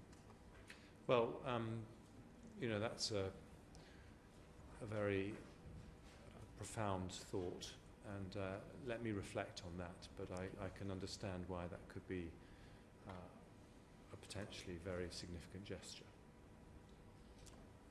Perhaps you might even consider visiting and signing the Book of Condolence, which is there, because I know that other representatives of the UK government have done that in the past, and parliamentary delegations. I did it myself for the Foreign Affairs Committee more than 10 years ago, but it's certainly a very emotional place. Can I ask about Sri Lanka? Yes. You mentioned Sri Lanka, and it was raised in the House yesterday. There are very deep concerns about the potential political developments in Sri Lanka, given all the great efforts that David Cameron's government went to, and he himself personally, and the work that we did to get the UN Human Rights Council to set in train various conditions about inquiries, investigations into the atrocities that were carried out and the deaths that were carried out in 2009. Have we made any statement at all, apart from the answers to questions yesterday? Are we making any representations to the Sri Lankan authorities about the current political crisis? Because certainly, and I must declare, I've got a lot of constituents who are Tamils who came, some as refugees and others because they were here studying but then stayed because of those events, and they are very, very concerned about developments in Sri Lanka. Well, I can completely understand why, and I think what everyone feels about Sri Lanka is that in many ways over recent years it's been a success story when you look at the absolute horror of what happened there previously, and there is a huge amount of concern that this could be a step back in the wrong direction, and that's been expressed by many members of the House of Commons. We have publicly said that we urge the President of Sri Lanka to respect the Constitution. I'm hoping to speak to him this week. I will say that very same message. We will also reflect the concerns that many members have expressed to me personally, publicly and privately, about the safety of Ranil Wickrem Singh. In the end, the constitution of Sri Lanka is a matter for Sri Lanka, but obviously the concern that people have about Prime Minister Rajapaksa is his association with some of the things that happened previously, and so we will certainly be saying as Britain that it is very, very important at this moment that Sri Lanka continues to move forward with respect to all the difficult issues of the past. Okay, Chris. The Transport Secretary has said you have responsibility for consular services and therefore for Britons when they're elsewhere around the world. The Transport Secretary has said that there's still no resolution of the issue of whether flights will be able to happen after Brexit, and that there may be some disruption. What planning have you put in place to look after British people who might be trapped elsewhere in the European Union when flights don't take off?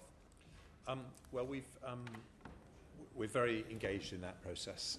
It's one of 11 work streams, no-deal work streams that we are responsible for at the FCO, and our posts are absolutely ready for what might happen.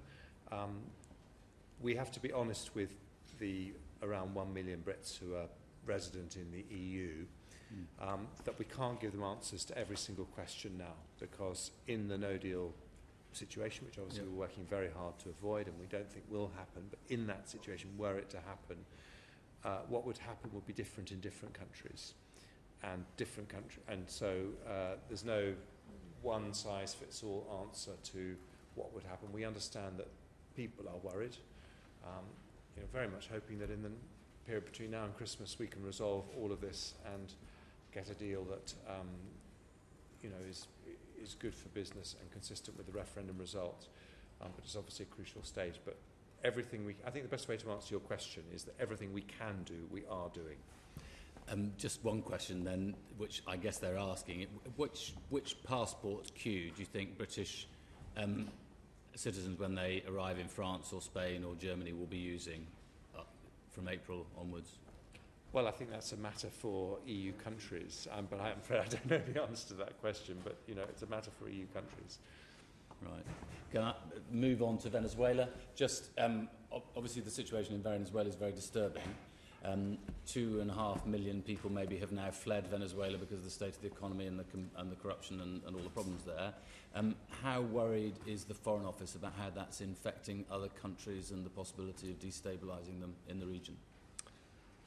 Well, I think I might ask Sir Simon just to come in on this, because I don't pretend to have deep knowledge of the situation in Venezuela, and but I do pick up a lot of concern in the FCO generally about it, and I think the strategic concern we have is that when it comes to the establishment of democracy, South America has actually been a great success story, and we want that to continue, and the situation in Venezuela is obviously of great concern. But Simon, I don't know what your a couple of sentences. I visited Venezuela last year, and fundamentally it's a rich country.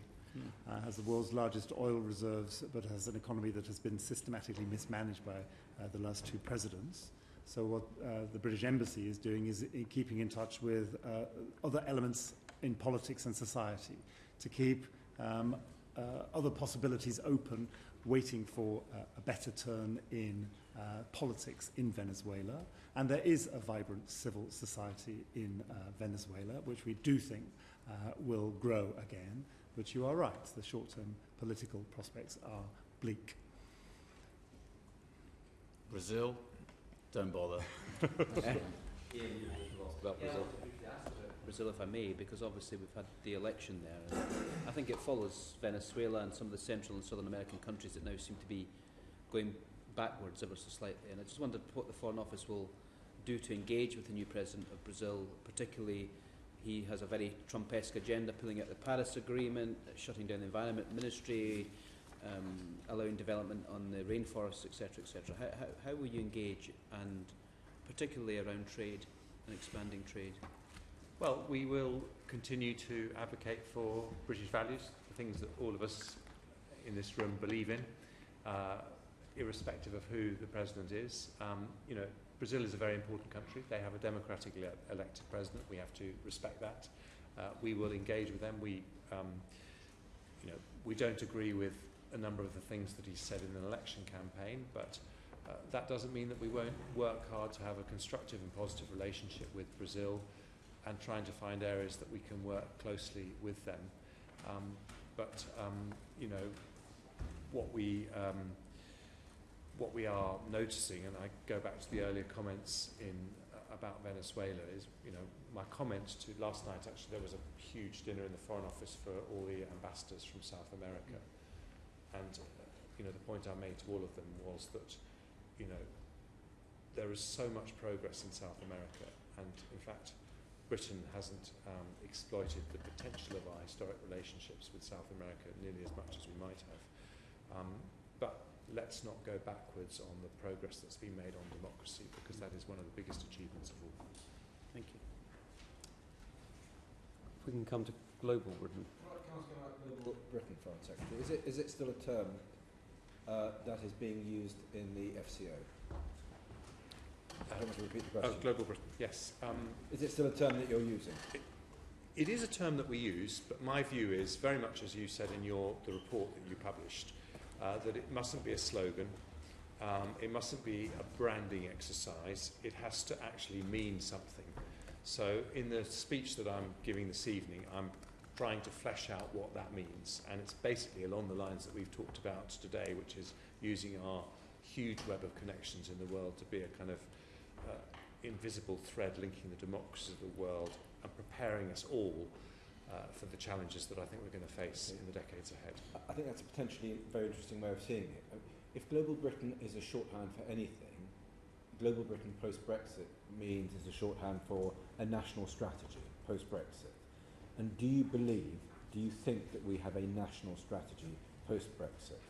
Even, you know, taking into account some of the ideas and arguments that you're putting out this evening? Well, that is what I want us to make sure we have. That's what I see my job as Foreign Secretary to do. I don't think it's something where there's going to be a big ta-da moment where we unveil it, but I think we have to have a very clear view as to how the world order is changing, what the risks are to our values and our way of life and our security, and to make sure that we're absolutely ready for it. And I think the danger of Brexit is that it eclipses those actually much, much bigger issues that we really need to be engaging with. I think you're exactly right, and I think the frustration here is that we don't feel that the FCO has shown us, or me, if I'm speaking in personal capacity, that there has been enough thinking going into our role in the world, our aims, campaign, values and interests, all these good things post-Brexit. Well, I can't speak for anyone else, but all I can say is that when it comes to my time at the FCO, when I haven't been travelling, I think I've been having a meeting on this once a week, which Richard Moore is the main man, although Simon is always there, because we have been wanting to make sure, well, you know, as Kissinger said when I met him in August, it was a fascinating meeting, but I said to him, what's the difference between a good foreign minister and a bad foreign minister? And he said, a good foreign minister is strategic. So I'm trying to learn from someone of enormous experience in that respect and make sure that we do take a strategic approach to foreign policy. We're running out of time, and I'm extremely grateful for the way you behaved with the committee this afternoon and answered our questions so fully. I'm genuinely grateful. If I may, I'm going to come back to a much more immediate subject again. The Taoiseach, Simon Coveney, has been travelling a lot in the last days. Indeed, is in Paris right now, but you had breakfast with him this morning. Could you tell me how you're seeing the relationship with the Republic of Ireland? As you will know, our first trip as a committee in this Parliament was to the Republic of Ireland because of the importance that we see in that relationship, and particularly at the moment where we're beginning to see for the first time the Limerick poppy, for example, remembering in a very similar way to India, a shared past in the cause of freedom. This is a relationship that matters to the United Kingdom absolutely fundamentally, and damaging that relationship is very, very bad for both of us. I was wondering if you can talk a little bit about your relationship with Taoiseach. Well, you're right. I did have breakfast with him this morning. I introduced him to 2 of my 3 children, and the reason I mention that is just because I think the Irish are family. I really do, and that relationship is incredibly important.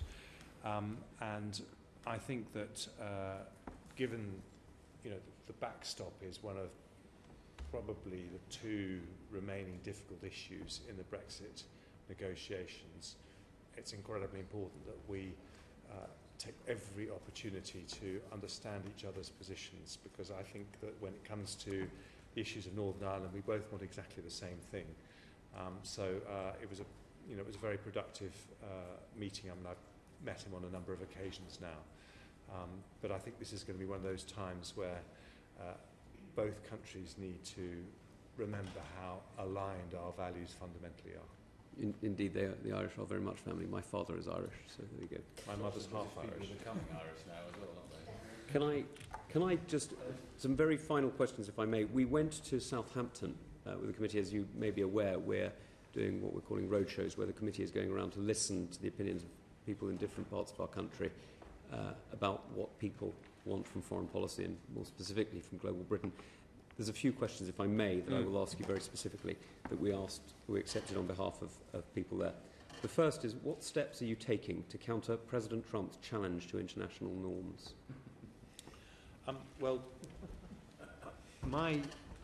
First of all, I think that it is very important that Britain remains one of only a very small handful of countries that is able to have discussions with the White House in a very open and frank way, in which we treat each other as friends, and that close strategic partnership is very, very important, and I want to keep that. I think it's very important for us, and I would presume to say I think it's important for them as well. My view about President Trump is that he is not trying to tear down the international order. He wants to fight for it in a more robust way than his predecessors. And so when it comes to things like reform of the WTO, reform of NATO, we would always stand with him in his desire to reform these institutions. If he ever wanted to tear them down, and I don't believe he does, then we would be in a different place. But we have always shown in our policy when it comes to the Iran nuclear deal that where we have a different view to the Americans, we're not afraid to say so. A second question that comes from our outreach in Southampton, if I may. How can the UK make sure that it has the foreign language abilities that it needs? Well, this is something where I think we can be proud of the Foreign Office, because it's actually one of our... So, was it, how can the UK have the foreign language? The UK. Now, I know that you're doing your bit in okay, fine. speaking Chinese and Japanese very fluently. Yes. I think it's important that you know whether you're learning Chinese or Japanese when you're learning them. If I called my wife German, may I just say I'm not sure the relationship would be... Let me give you an answer, not as a politician, but as a former businessman. You know, when you're selling products in other countries, you need to speak the language of the country. It's as simple as that. And if we're going to be strong and successful and prosperous, then although it is a wonderful thing that the whole world speaks English, there are plenty of places where it's not the first language, and people really respect you if you've taken the trouble to get to know them. So I think we need to have a big push on it. Thank you. And the last, if I may, again from Southampton, should the government do more to separate foreign policy from day-to-day party politics? Well, curiously, I would actually say that I think that's something we're quite good at as a body politic in this country. I think we've had a very good discussion this afternoon. I think that someone looking from the outside would not actually be able to identify the parties of most of the people who've been involved in this discussion, apart from that brief moment when you talked about conservative internationalism and liberal internationalism. But apart from that very brief moment... we're all going to be deselected. And I just say that with a great sigh of relief, because, of course, previously I was health secretary, and that was incredibly difficult to ever separate party politics. So I think that I think on the whole, in this country, we are pretty good at knowing when there's a national interest that transcends party interests. Foreign Secretary, thank you very much for your first hearing before the Foreign Affairs Committee. We look forward to seeing you very soon, and PUS, we look forward to seeing you in 2 weeks. Thank you very much, and welcome, Richard, to your new post. Thank you. 6. Sound.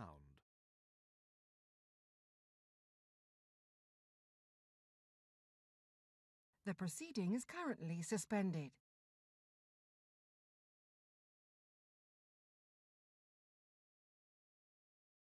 The proceeding is currently suspended.